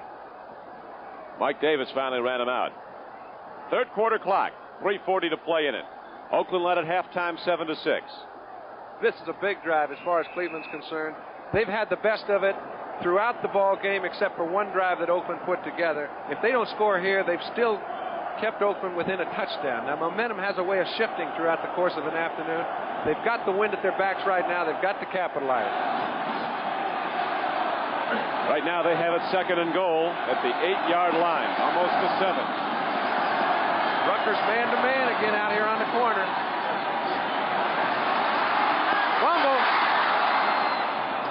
A fumble it was, and Brian Sipe will dive into that buzzsaw every time looking for the loose ball. Might have come back up with it. If he didn't, Joe DeLamielleure did. I think Sipe did get it because he had pretty good footing. When he lost it, you'll see he just got the ball touched. It looked like Hendricks was going backwards, touched him with his long arm. Sipe did a great job to get to it along with DeLamielleure. A lot of contact in that area. Come out of those deals with a separated shoulder very easily.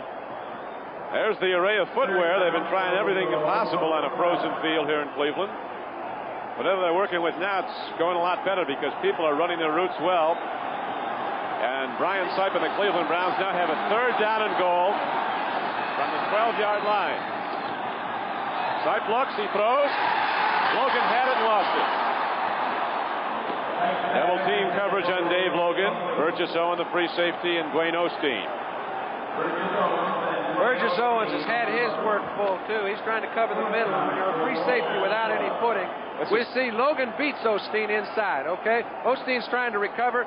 That's Burgess Owens who's slipping and sliding all over in the end zone. That could have been a touchdown except for pretty good recovery. That's ice down at that end. And that's what they fell on, and hard. We've had 2 players go into the locker room with concussions because of the fall when they hit the ground. It looks like that's what happened to Osteen on that play. Don Cockcroft. See what he was like in the regular season. No problem for the most part between 30 and 39 yards, but there's been one today. He does have a 30-yarder to his credit. It's been the difference in this game as the Cleveland Browns have come from behind, and they lead it 9-7. And the winner of this game, of course, will go to San Diego next Sunday to play the San Diego Chargers in the American Football Conference Championship game. Start time on NBC is at 4:30 with NFL 80. Dwayne Osteen goes off the playing field. The Raider pass secondary really improved when Dwayne Osteen took the starter job from Monty Jackson. Osteen is a 3rd-year player from San Jose State. Cockcroft setting up for another 30-yard try. You recall the last attempt, the hold didn't work. Paul McDonald had a run with the ball.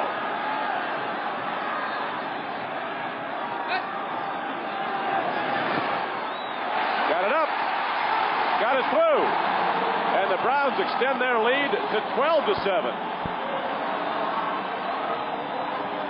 Very good hold. I'll tell you, we saw McDonald come in with 2 gloves. Some are playing with 1. He gets total control of the ball, which say, hey, anybody can suck it up and play without gloves. If you're only in once in a while, he feels he's got a better edge wearing them. It went through 12-7. Where in the world are we? Now, what's this place? Welcome to the last place on earth. Look at all this. Dear? Like my boutique? Cute? Yeah, we just have traveler's checks. Citicorp? Yes. Love them. Imagine Citicorp traveler's checks are even accepted in the last place on earth. Our lucky day. Travel the world with us. Citicorp Traveler's Checks. Sam Ratigliano's Cleveland Browns have opened up a 12-7 lead after they trailed by a point at the half, 7-6. We have a long way to go, though. 2:40 left to play in the 3rd quarter. As the Cleveland Browns had the ball teed up, Don Cockcroft now with 2 30-yard field goals in this game. And back deep to receive his kickoff. Keith Moody and Arthur Whittington. And not too deep. No, I'll tell you. They've been getting that ball out to the 40, and that's when things haven't broken. If they break, they could go a long way. A high spinning kick, not too deep. Keith Moody to the 25-yard line, to the 30, and Keith Moody comes out to the 34-yard line. There the Raiders will go on offense, 1st and 10. McDonald Oden came down to make the play on special teams for Cleveland. Let's keep in mind, Don, the Browns have really controlled the football offensively as far as this game's gone. It's still leaving the Raiders within 5 points. In 3 minutes, little less than 3 minutes, as we're getting down to the end of the 3rd quarter, they reverse ends, and the wind is going with the offense. Less than 2,000 no-shows at today's game. Jim Plunkett takes a look, throws, and it's almost taken in by Cliff Branch coming back at the ball, but he lost it. Branch was running the deep patterns earlier. Now he's been going out 20 yards a lot of times and coming back at the ball. Sure, he ran deep, and then he came back at the ball, Don, but it's so hard to run that type of pattern. You see Ambrose is getting way back in the area, Branch is trying to come all the way back to make a fine reception for an 8-yard gain. But remember, when Ambrose is that deep, you just lay it off to a back, he can pick up the same yardage. Jim Plunkett has thrown 22 times. It's completed 8 for 75 yards. And intercepted twice, and he fumbled once, dropping the pass. Kenny King was way downfield for the Oakland Raiders. Clinton Burrell was the closest to the ball when it came in on the one hop. And so the third quarter clock now is stopped with 2:14 to play. And the Browns in the lead 12-7. Last time they played, last December of 79, a year ago December. Oakland won that game 19-14. Tom Flores has 2 Super Bowl rings. He got one as a backup quarterback with Kansas City in Super Bowl IV, and also an assistant coach with the Raiders when they won it in 76. And it may not be this year, but down the line he'll have one in Oakland. Third down and 10 now for Plunkett and the Raiders. Big rush. Plunkett stands in, moves out of the pocket. He didn't like to run with 3 knee operations behind him, but he did well. Got ahead across the 40-yard line, but was short of a first down by about 3. Charlie Hall ran him out. Okay, Jim Plunkett is excellent moving around back in the pocket. I think that's what he does about as well as anybody. When he is in back here, he's trying to find a little bit of time so that he can fire the ball down the field. Now he comes up, he makes his move out to the side. When he stutters here, he's given no edge to himself. He had a chance to pick it up. He comes out about a yard short, and Oakland's going to punt it on 4th down. Dino Hall has done a big job running the ball back. Jim Plunkett, the College Player of the Year in 1970 when he won the Heisman Trophy, the Maxwell Award, quarterback Stanford to the upset of Ohio State in the Rose Bowl, was the #1 player drafted in the league by New England, and threw 19 touchdown passes as a rookie and a series of injuries and a series of new teams after the trade to San Francisco.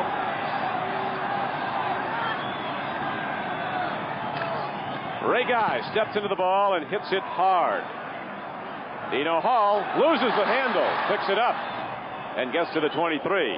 Dino Hall has been a very effective Cleveland player today, returning punts. Now the Browns come out with 1:53 to play in the third quarter. High Babylonia and Randy Gardner compete again. They'll be joined by Peggy Fleming, Linda Fradiani, and Dorothy Hamill in the first World Professional Figure Skating Championship, starting Saturday, January 18th on NBC Sports World. Plus the hilarious antics and basketball wizardry of Meadowlark Lemon and the Bucketeers, all on the season premiere of NBC Sports World, January 18th. That's a heated bench. These were hauled in from Philadelphia. The Eagles were using them yesterday. Still not warm enough. No empty spaces on that hot bench, though, either side. Those seats are at a premium. Handoff goes up the middle. Ball taken to the 26-yard line by Mike Pruitt. And a marker is down. There's been very few of those, really, though, John. Well, that was obvious. That was motion on the ball carrier. He got started just a little bit before the snap of the ball. I'm amazed that there have been as few penalties as there have been called, Don, because you can do anything wrong and not even know why out here today. Mike Pruitt caught standing on start and rocking on go with 1:44 left to play in the third quarter. A penalty is assessed against the Cleveland Browns. The ball is set back to the 21-yard line. The Browns were the most penalized team in the NFL. 43 on the offense. That is the first penalty of this day on Cleveland, though. Greg Pruitt and Mike Pruitt are the offensive backs for Cleveland. There you go, John. It's awful nice. I think Sipes the guy. Sipes has been the guy this year and this day so far for Cleveland. Browns leading the game 9-7.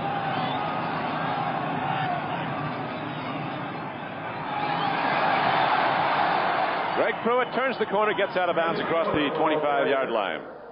12-7 to that last 30-yard field goal. 1:39 left to play. Browns down at the half, 7-6. They initially took the lead 6-0 on a 42-yard interception return by Ron Bolton. And then the Raiders drove 64 yards. Van Egan on the payoff end, and the extra point was good, 7-6. And then the Cleveland Browns and a pair of 30-yard field goals in the second half by Don Cockcroft have opened up a 12-7 lead. but a long way to go on this one. All right, we've got Feature out here on the wide side again, man-to-man with Osteen. Burgess Owens tries to help some, but I think it's a blitz. Hardman's in, so's Willie Jones. The pass rushers pinching from the corner. They go to the power sweep, and Greg Pruitt comes across the 25-yard line on 2nd down and 9. Got about 3. Mike Pruitt led the blocking. It was a blitz down, and you couldn't have a worse run called against a blitz situation. You've got everybody up at the line of scrimmage. They're stretching everything out wide. There's no holes open up. You can see they picked up 2 or 3 yards. Ball out now to the 28-yard line. 3rd down and 5 coming up for Cleveland.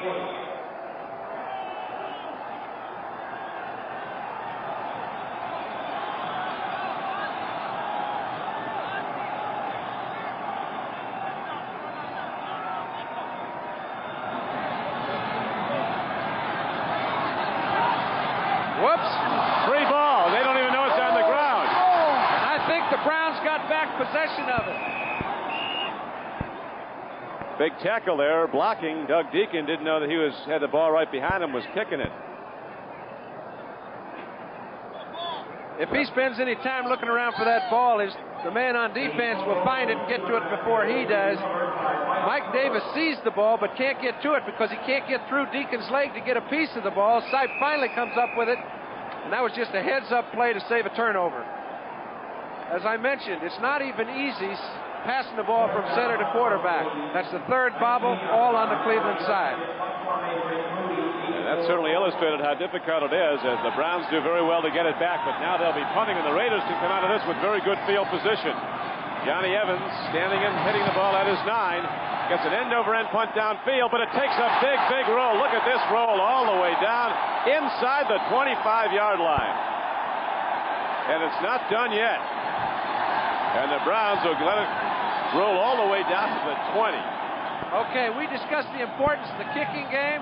61 yards. Just the misplay of a short kick, which would have given the ball somewhere around the original line of scrimmage, the 30, 35-yard line, their own.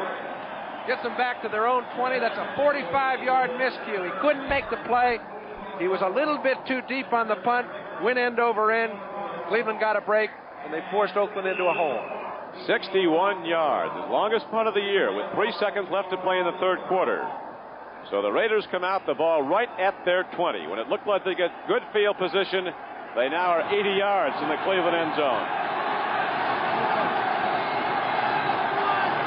Dave Dalby gives the snap to Plunkett, who looks and throws to Kenny King.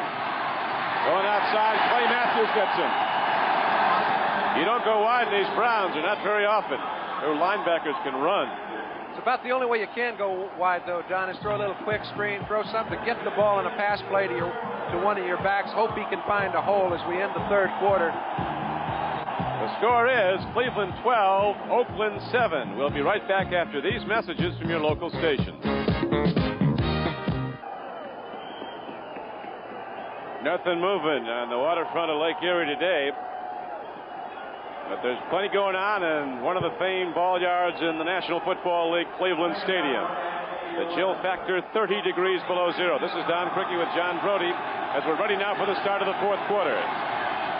Jim Plunkett and the Raiders with a long way to go. They have 2nd down and 11 from their 19-yard line, and Cleveland is in the lead 12-7. Hand off to Kenny King. Fighting and working hard. Kenny King comes across the 25-yard line to the 26. A group all of us are very proud of is the technical crew here from NBC. You think it's tough to play football in this. That was Ken Harvey down there. You think he's cold, but he's sucking it up. I don't even see a bonnet on his head. He has no bonnet on. But to stand in the cold for about 4 hours manning this highly sophisticated technical equipment has done a fantastic job. A lot of people appreciate it. 3rd down and 4 now for Plunkett and the Raiders. Look at that. Underhand he goes to Mark Van Eegen. He's got a 1st down and more. As Jim Plunkett gets innovative, shuffles the ball underhand to Mark Van Eegen, and the end result is a 1st down out to the 39-yard line. I tell you, innovative is underestimating it because he was looking for survival. He's waiting for somebody to get open downfield. Van Eegen uses his head, slides off the block, puts himself in a situation where he can pick up the first down by eluding one linebacker. He does, and it's 1st and 10, Oakland. All right, look at Lyle Alzado mentioned how tough it is against Art Shell. They're trying to play games, anything to get in on the passer, to no avail. 13-yard gain on that pass play. Now on first down, Plunkett throws and Branch comes down with the ball. And now the Raiders have crossed midfield. And in the cold of Cleveland, they're down to the 42-yard line with 13:28 to play. Again, now he throws it underneath. Branch has been double-teamed most of the day. They've been rolling in a zone to his side. This time he eludes the first man up on the roll, gets in between the linebackers. You let Cliff Branch get in between linebackers, and he can operate. Good throw by Plunkett. That was good for 19 yards, John. Is one of the fastest players in football, Cliff Branch, a 9-100 man out of Colorado, and he hasn't lost a step in his 9 seasons in the NFL. Gets the big gainer for the Oakland Raiders. Handoff, Kenny King, not much there. Hard hit. Robert L. Jackson, who's a fiery guy, jumping up and down. He was in to make a hit along with Lyle Alzado. There was no gain on the play. 2nd and 10. Not only is he fiery, he's excellent against the run. Both those inside linebackers, Ambrose and Robert L. Jackson, just play that run and make it like it's a 5-man line in there. You'd assume they'd be a little concerned about the throw, get back in their drop, but they haven't. 2nd down and 10 for the Raiders. They're trailing 12-7 in the 4th quarter. Plunkett guns it long. Raymond Chester catches the ball all the way down at the 16-yard line. That's a great catch, Don. That's the best catch we've seen all day long. Chester caught one earlier where Darden was all over the top of him, as he was this time, but he didn't have to turn his body around and catch the ball in his hand. We mentioned the receivers have become a little bit more accustomed to it, but this is just a great catch. Well thrown ball, but a great catch. So tough in this cold weather as Raymond Chester goes up high and comes down with a 27-yard gainer. And now the Raiders are challenging for what might be a go-ahead touchdown. 1st and 10 at the Cleveland 16-yard line. To the run, to Van Egan, not much there. The Cleveland defense braces and strikes back at Van Egan, a power runner from Colgate, who again leads the Raiders in rushing this year with over 800 yards. I hate to see any offense that thrives on running the ball on first down, trying to gain 4 or 5 yards. When they can't do it, continue to try. And they've been effective throwing the ball a little bit now in the second half. Those runs are almost a waste of time. Alzado's out. Let's see if they start pitching now. Elvis Franks, a pass rusher's in. Plunkett's looking to throw. Firing. Raymond Chester, a hand on the ball at the goal line. It's going to be 3rd down and 9 for the Raiders now. This is the way the secondary sees it. And I'll tell you what, the vulnerable area right now, because the footing is better, is in the middle of the field. Plunk's lined up. He sees Raymond Chester. Would have been a great catch. Very tough conditions. Clarence Scott's a step behind. The ball's thrown a little high. Very seldom you see it that uncongested in the middle of the field. 3rd and 9 now, so if the Raiders can't make this one go, they'll be sending out their place kicker, Chris Barr. Cleveland's leading 12-7 in the 4th quarter, 10:54 to play. Got him jumping off sides. Plunkett sacked on a blitz by Clarence Scott, but there are penalty markers down at the line of scrimmage. Browns all left early, but they might have been drawn off. Nat Millen signaling. They might have been, but I doubt it that time. It looked to me like two of the... On the sideline, Millen is signaling. Now he gets his information. It's against Cleveland, but he's right. That was a blitz. They were trying to get to Plunkett quick. When you've got a blitz called on a day like this, you better get to the quarterback quick. Ben Wright, the referee. Defense offside. The whole defense. So the Raiders are beneficiaries of that penalty. Instead of Plunkett getting sacked for a big loss, it's now 3rd down and about 3. Tom Flores down there looks like it's just another day at the plant for him, but I think a lot's going on inside. I'm sure he's churning inside, but he is a very stoic figure on the sideline, shows virtually no emotion. Jim Plunkett looking into the end zone. He throws, he makes the connection. And down is Kenny King at the 2-yard line. It's a First down for the Oakland Raiders as Ambrose knocked him down. So the Raiders now have a chance to take the lead if they can take it in. First and goal inside the 3. Very well run pattern and a well thrown ball. This is a lot harder than it looks. Plunkett puts the ball right on the mark to King, who's going laterally and still finds a way to elude 2 tacklers before Ambrose gets to the ball. Watch King. When he makes his pattern, he stays under control, gets underneath the linebackers, gets the ball thrown at just the right time, gives them a chance to pick up the first down inside the 3. And we're going to take another look at that. You see Clay Matthews just missed him. Those are important misses. These are tough yards, though. Here's Van Egan putting his head down close to the goal line. The clock runs inside 10 minutes to play now. 9:55 left to go. Cleveland leading by 5 points. But the Oakland Raiders almost down to the Cleveland goal line.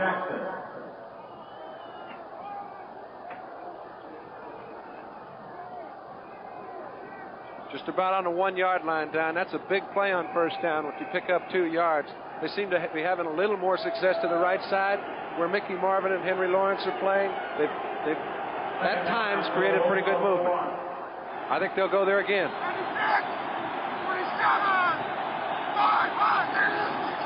Van Egan. No signal. He didn't get there. The Browns hold again. Their defensive line stops the run again, and now it'll be 3rd down and goal. Coach Flores.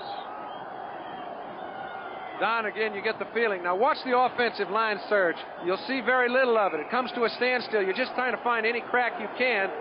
They went over Marvin and Lawrence again with Dalby helping. Everybody got knocked up or knocked down. They settled on the 6-inch line. And now Jim Plunkett wants some counsel from the sideline. As we have 3rd down coming up, the nose of the ball almost at the goal line. Now 4th quarter, 9:26 to play in the game. And the Oakland Raiders trailing by 5 points. John Brody.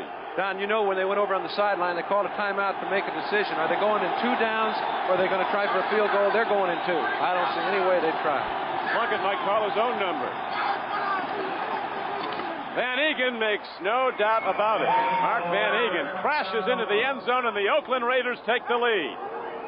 The Raiders take the lead 13-12 with 9:22 left to play. Van Egan with 2 touchdown runs from a yard out. Don, I do not know what the effect of the wind is, but I notice all the drives have been going this way, the way the Raiders are going right now. It seems to be a little bit easier to move the ball down the field. We mentioned that Cleveland was getting the best of it early in the ball game. They did not turn any of their plays, their drives into touchdowns. As a result, Oakland comes back late with a little bit of momentum. Now they've got the lead 13-12 and the right direction. Statistician Steve Dans pointing out that one was an 80-yard drive in 12 plays. Chris Barr drives the point after. He makes it go. And so Barr with his second conversion after a second Mark Van Egan touchdown run, and the Oakland Raiders have 14 points on the board and a 2-point lead with 9:22 left to play. The Browns get the kickoff when we come back. The Oakland Raiders have come from behind, and now they lead the Cleveland Browns 14-12 with 9:22 left to play in the game. Chris Barr kicks a short kickoff. Fielded on the second hop by Dino Hall. He's been a great player today for Cleveland, and look at Dino Hall take it out across the 40 to the 41-yard line. Chris Barr, the kicker, finally got him. This Hall's had a big day for the Browns. Sure, he had a big day, and I'll tell you what, the kick looked as if they might get lucky. It depends on the bounce. But look at the kickoff team in the center of the field. Generally, they're selling out. They're going all out, trying to create any sort of action they can to let their pals recover for them. Now they're backing off at the 30-yard line, trying to keep from allowing any hole to develop. However, it does. They can't get their footing. Hall finds a hole, almost breaks it for even farther. 24-yard return of that kickoff by Dino Hall. The Browns know how to come back, though. They've come back all year. They lost their first 2, 3 of their first 5. Then they ran off a 9-win and 2 mark the rest of the regular season to win the AFC Central. Now they have to come back again. Sipe throws long. Pruitt cruising over near the ball, but it's out of bounds. Ryan Sipe went down. Matt Millen came on a blitz. They're going to try to blitz him a little bit more because playing that man-to-man defense, You don't help yourself by dropping your linebackers into the pattern when you're leaving a one-on-one situation out at the corner. So they're going to try and get to Sipe any way they can.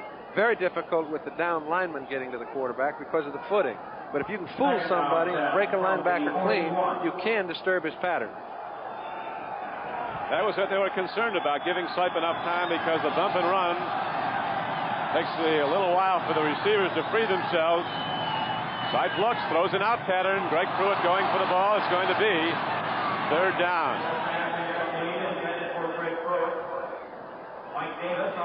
For some reason, it seems to be a bit harder throwing the ball into the wind. Not that it always isn't a little bit harder, but the wind doesn't appear to be as big a factor if you look at the flags and the way they're blowing as it is in the production. Neither team's moved the ball very well, going from left to right.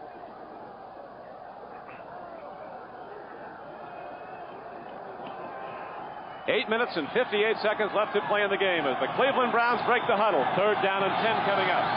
Cleveland now trailing 14-12. Blitz, Sipe stands in, he throws.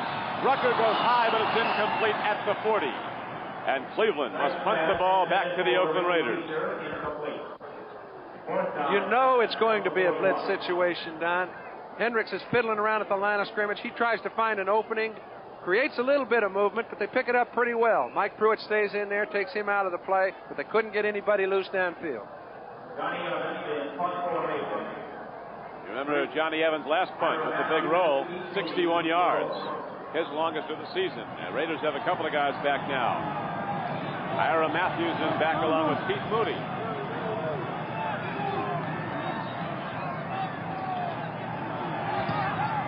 High punt. Fair catch is signaled for and made back at the 27-yard line. Pete Moody gets the ball for the Raiders, and the Oakland offense comes back out. So the game clock shows 8:45 left to play. That's Lake Erie. And you can walk all the way to Buffalo right now.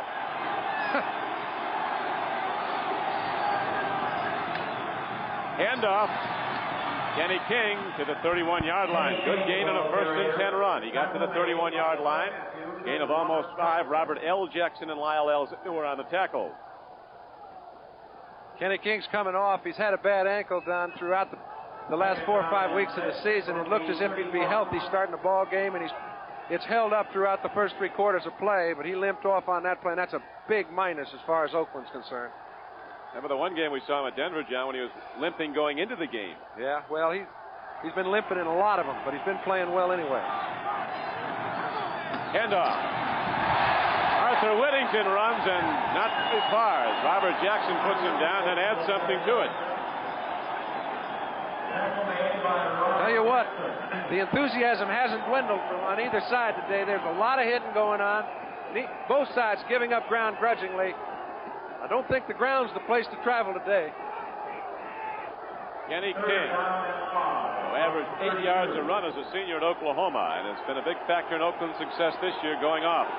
One of about 8 acquisitions, that's all. Clock is running with 7:30 left to play in the game. Third down and 6. Plunkett stands in, swings it out, and Arthur Whittington has the ball. And the Raiders have a first down out to the 42-yard line. Charlie Hall makes the knockdown. You just see them every time they throw that ball to their backs on little crossing patterns, against the grain patterns. They get the linebackers in their deep drop. It's a gimme. We saw them throw it to King on a third down situation on their way in for a touchdown. Now we see them get their backers back, throw it to Whittington underneath. He picks up a first down. That's when it's tough for the defense to operate. Tough for everybody to operate today in a frozen playing field. They're doing remarkably well. Van Egan on a first down carry gets nothing. Derek Jensen in the game.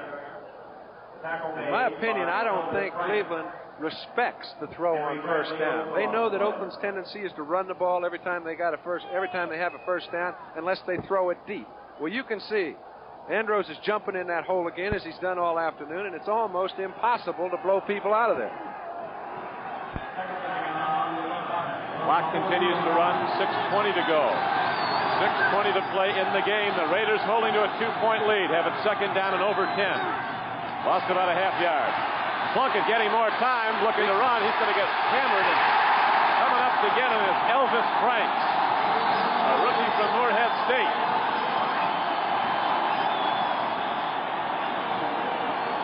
Elvis Franks took aim on him and then swooped on over and made the knockdown. All right, it looks like, hey, Jim, come off to one of your halfbacks, but if you watch closely, you'll notice both of his backs are in there trying to help him block. He's got 3 wide receivers down the field. He's trying to wait for one of them to break open.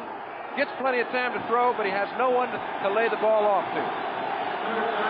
Nobody at all. And now third down arises, so the Browns, unless the Raiders can hit the big play, will get it back on a punt. Clock running, 5:50 to play. Oakland 14, Cleveland 12. AFC Divisional playoff game. Now we have a timeout call. And those timeouts could loom large down the line. That's Both the sides. second one. Yes, sir. Now they have one left. From games, the outcome has been decided in the final minute. Once it was decided after time had actually elapsed in that game of Minnesota on that desperation pass. That was a loss, but most of them have been victories. The pitchers compared there, Brian Sipe and Jim Plunkett. Jim Plunkett has his work cut out now, as do the Raider blockers, as they have third down and 19 coming up. They go to a draw, and Mark Van Eken crashes ahead, and they stop him short of the first down. That's a good call. I know you'd say, hey, we got to try and get the first down, but they're third down at 21 or 22 or 19 yards to go. That is an effective call. It changes the field position. It allows Oakland to punt on fourth down, get Cleveland back inside their own 20, and it's been very tough moving the ball from your own 20-yard line today. Van Eken makes a fine run, picks up about 14 yards, fourth down and 5. So the Browns will get it back. The Cardiac Kids, they call them in Cleveland. They got songs about it. They have a song about the Cardiac Kids to the 12 Days of Christmas tune. It's sold 150,000 copies so far. Dino Hall standing back. This is Ray Guy, who really put away the Houston Oilers near the end with those booming punts time after time. And his punts have been a big factor today. Hits it high, but not very far.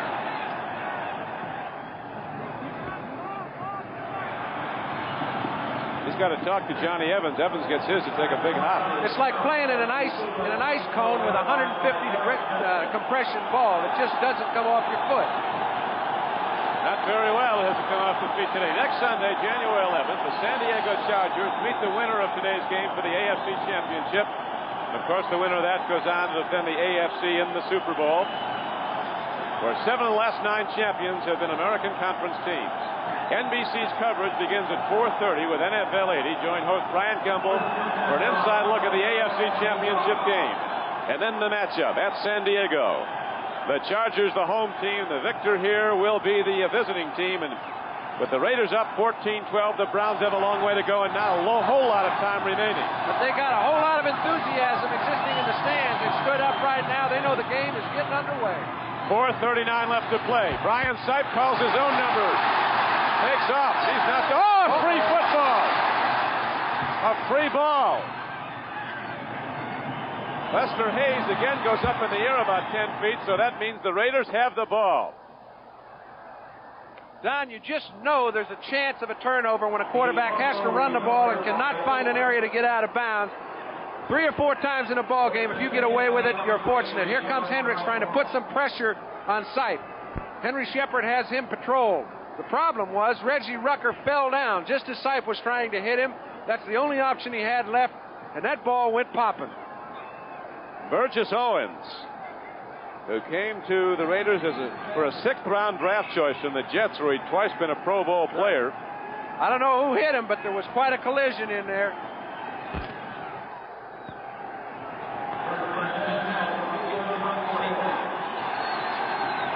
Well, the Raiders get the ball on the turnover, and they have it first and 10 at the 24-yard line. Now they'll look to run the clock. Van Eken runs, and the clock continues to wind down. 4:18 to go and running. Robert L. Jackson made the stop.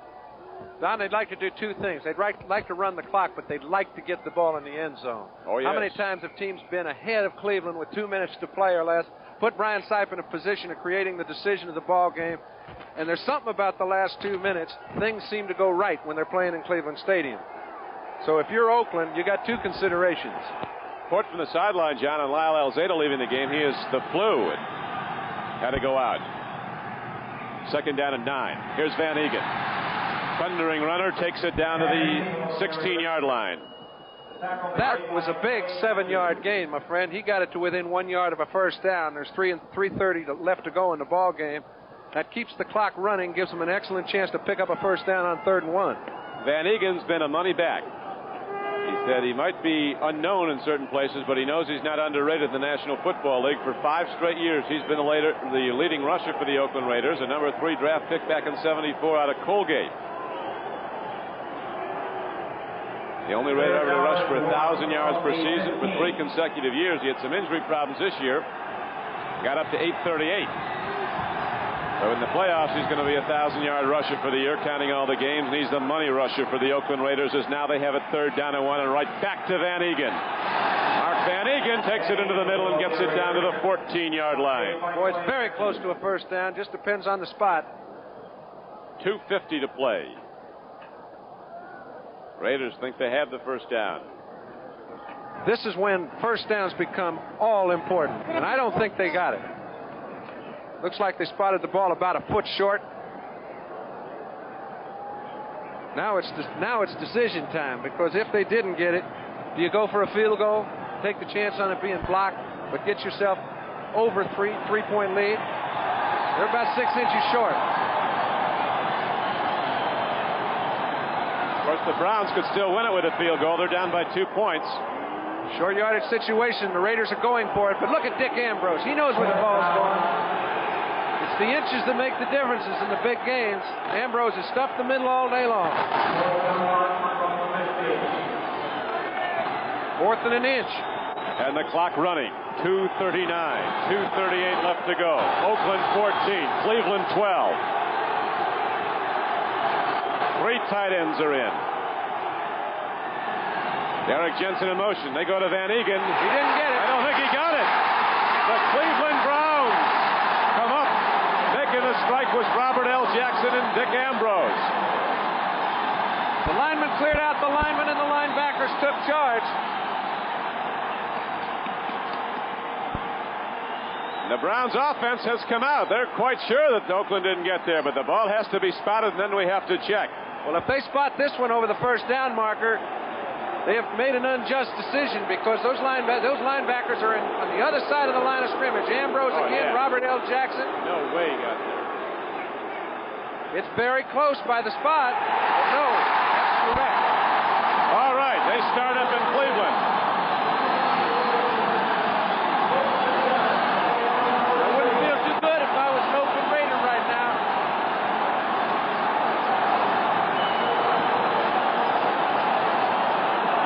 They are ready for another Cleveland Brown finish. Fasten all seatbelts.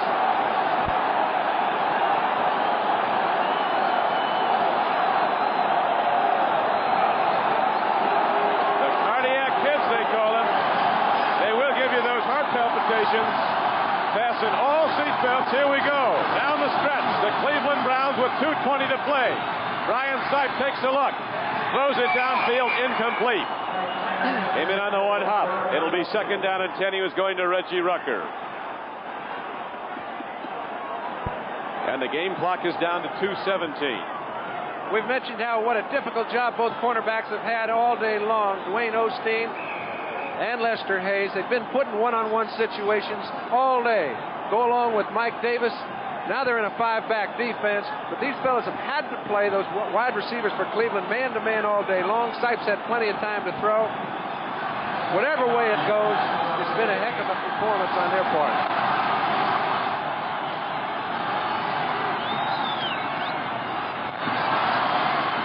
A throw down the field. The ball is caught by Ozzie Newsome, and he almost broke it.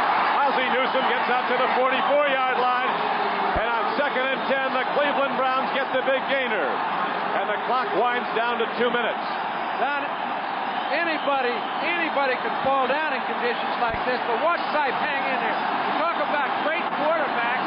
He got absolutely level, but still had an ability to get the ball off down the field to Ozzie Newsome. We mentioned one-on-one coverage. Otis McKinney falls down, but watch this play. To get a hold of Ozzie Newsome, he saved the touchdown.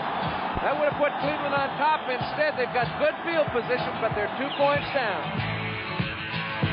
30 below zero in Cleveland, Ohio, but the heat's on now. 2 minutes left to play, and the Cleveland Browns on a 29-yard pass play have the ball out to the 43-yard line. John, what about the strategy of Oakland?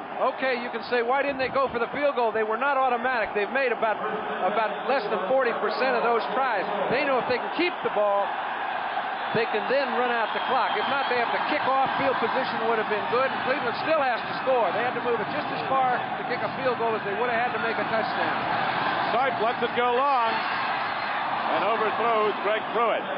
You know, so often, Don, you get into strategy situations and you don't take the field conditions into effect. It would have been a very safe choice for Flores to say, okay, kick the field goal, and then we're taking the safe way out. We can grab ourselves a 5-point lead, which wasn't automatic. But if we can make 1 inch, we can gain control of the ball, run the clock down, and then we'll put the icing on the cake. I'd say it would have been easier to pick up an inch than kick a field goal in that situation, so I've got to agree with it no matter which way it comes out. 1:54 left to play. 1:54 left to go. The Cleveland Browns come out. Second down and 10 at their 43. And they trail 14-12. Sipe hemmed in, grabbed by Big Bear John Matuzak. They blew it dead at the 45, so it's going to be third down and about 9 now. I would expect them to call a timeout. They've got 3 remaining. That's 2 of them. They do. 1:48 left to play, and the Cleveland Browns signal for and are allotted a timeout. You know, Don, so many times the team will ask, and I've mentioned that Oakland has been playing bump and run, man-to-man defense all afternoon. It's the personality of Oakland to do that. Lester Hayes is one of the few fellas that can nullify a receiver in a bump and run and still be quick enough to catch up with the ball after it's thrown. And for them to go in a zone at this point would be totally against their personality and make it very tough. They're still keeping a free safety back there. They figure that's the way to operate. They didn't take a timeout. 1:24 left to go. Third down and 10. Sipe throws. Incomplete. But there's a penalty marker down. And it'll be a first down for the Cleveland Browns at the 44-yard line. Reggie Rucker was interfered with. You can see the 2 officials saw the play simultaneously. One of them thought it was a penalty, one of them didn't. The flag was thrown. He had a perfect angle on the play. Looked to me as if Osteen got away with a little something. Those fellas are watching close.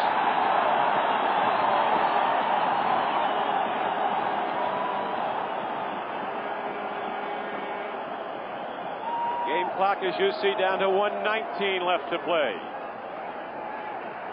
The season ends for either the Cleveland Browns or the Oakland Raiders. Illegal contact, number 35, at 5 yards and a first down.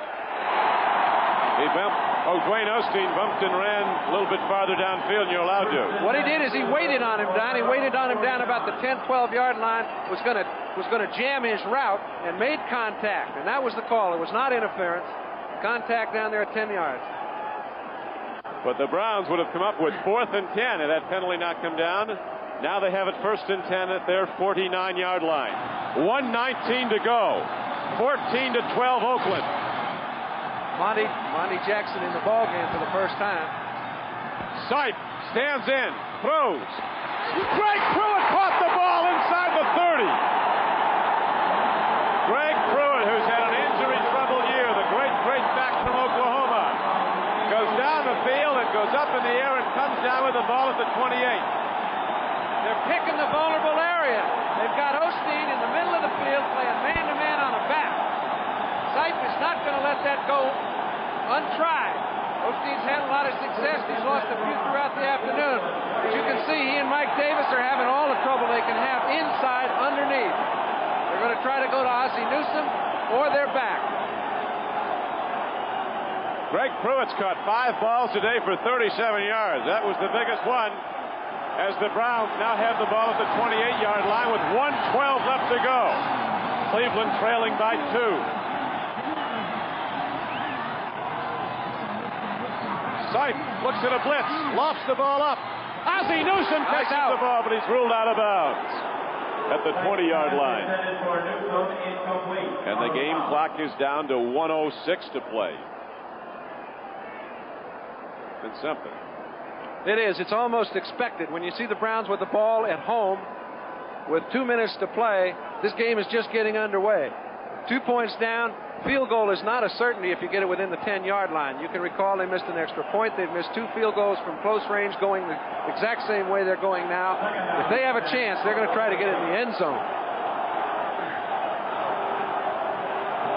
Second down and 10 coming up for the Cleveland Browns. Rucker and Dave Logan deployed wide to the right. Newsom is split out to the left at the top of your screen on second down and 10. A draw play to Mike Pruitt. He's inside the 20-yard line. He's down inside the 15-yard line. He's down to the 9-yard line, the 14-yard line. And he has a first down for Cleveland. Big call and a big, big result. They call timeout. They've still got 2 left, though. 56 seconds left to play. What do? You run the ball in the line and think Cockriff can go down the field, kick it from 30 yards. They've got 2 timeouts left, but really, Don, in my opinion, they better try and score it. Sipe will throw it in the cheap seats if anybody's covered, but I think it's easier to complete a pass than it would be to convert a field goal. Short field goal attempts are no good deal today in this cold. Don Cockcroft, 2 of 4 today. If you're an offensive quarterback, I will not try Lester Hayes, though. They've done that a couple times and come up empty, and Lester's come up with the ball. It's been a great football game, no matter how it turns out, Don, under the most inclement conditions I've ever seen. There's been a lot of great plays in very, very adverse conditions. That's true. Now it's first and 10 for Cleveland. Back to the run. This time Oakland's looking for it. Brian Sipe signals for and gets a timeout with 49 seconds to play. Mike Pruitt carried the ball. I think the last time they called timeout, they came over, discussed it, said, let's see if we can break a draw on first down. He's going over to the sideline, in my opinion, to try and get that ball thrown upstairs. That end of the field has had sunshine on it most of the day. There's a little less frost on it than the other end, the closed end, where there's a lot of ice down there. Well, we've seen 1 ball mishandled for a fake field goal. We've seen 2 balls missed on field goals. We've seen an extra point hit the uprights, and I haven't seen anything go through down there. 49 seconds left to play in the game. The Browns, Brian Sipe, Sam Ratigliano. What a combination they've been. Sipe was on the bench when Ratigliano came here. Ratigliano waiting a long time to get here. Here the discussion took place. Sam's elected to get as much as he can on the ground, I believe. Right up the middle. 49 seconds to go. Wrong. Into the end zone. Was it intercepted? I think Oakland intercepted the ball. Michael Davis is the man that picked it off. That's just a great play at a very critical time. It even looked like Newsom might have come up with it. The Raiders didn't believe it for about 5 or 10 seconds. It was a one-handed stab. He was one-on-one with Ozzie Newsom. How he came up with that ball is a miracle. 41 seconds left and the Raiders intercept. And they might have iced this one, no pun intended. Newsom, he thinks the ball's going to get to him. Okay, here's Davis. All day long, he's been one-on-one with a free safety, but so what? You're not going to get that much help because he can't get started. Newsom's trying to run his pattern. Davis cuts in front of him, picks the ball off. That's just a fantastic interception. It really was. Mike Davis intercepts. Lester Hayes had 2 earlier. And 41 seconds are now separating the Oakland Raiders from the AFC Championship game next Sunday at San Diego. 37 seconds left, 36. Browns call a timeout. 36 seconds left to play. NFL report is next. We'll be talking to some of those Oakland Raiders if they prevail in this game, and right now the odds are greatly in their favor after the brilliant interception in the end zone by Mike Davis, strong safety in his 3rd year out of Colorado. I'll say they're in their favor. All the quarterback has to do right now is fall down on one knee. The Browns have 2 timeouts left. That is not enough to stop the clock from running off 36 seconds. And I'm sure that Sam Ratigliano is going to be in a position of catching a lot of flack because he didn't go for the safe the safe decision, which would have been to try and put Cockcroft on the spot to kick a field goal. But in retrospect, I have to agree with him. Brian Sipe, I think, had as good a chance to throw a touchdown pass as he did for Cockcroft to kick a field goal. Now, that's up for anybody's conjecture, and it's easy to have 20/20 vision after the fact. But, in fact, if he had his decision to do it over again, considering the outcome, obviously he'd have a go at the field goal. But he doesn't. That's what put head coaches on the spot. He's been right an awful lot of the time. This time it didn't work out that way. Well, the Browns are here because of Brian Sipe and the year he's had. But now the Oakland Raiders coming up, as the Oakland Raiders have done so many times over the years. In the big games, they're so tough to beat. The winningest consecutive years franchise in the history of the league. 16 straight winning seasons at Oakland.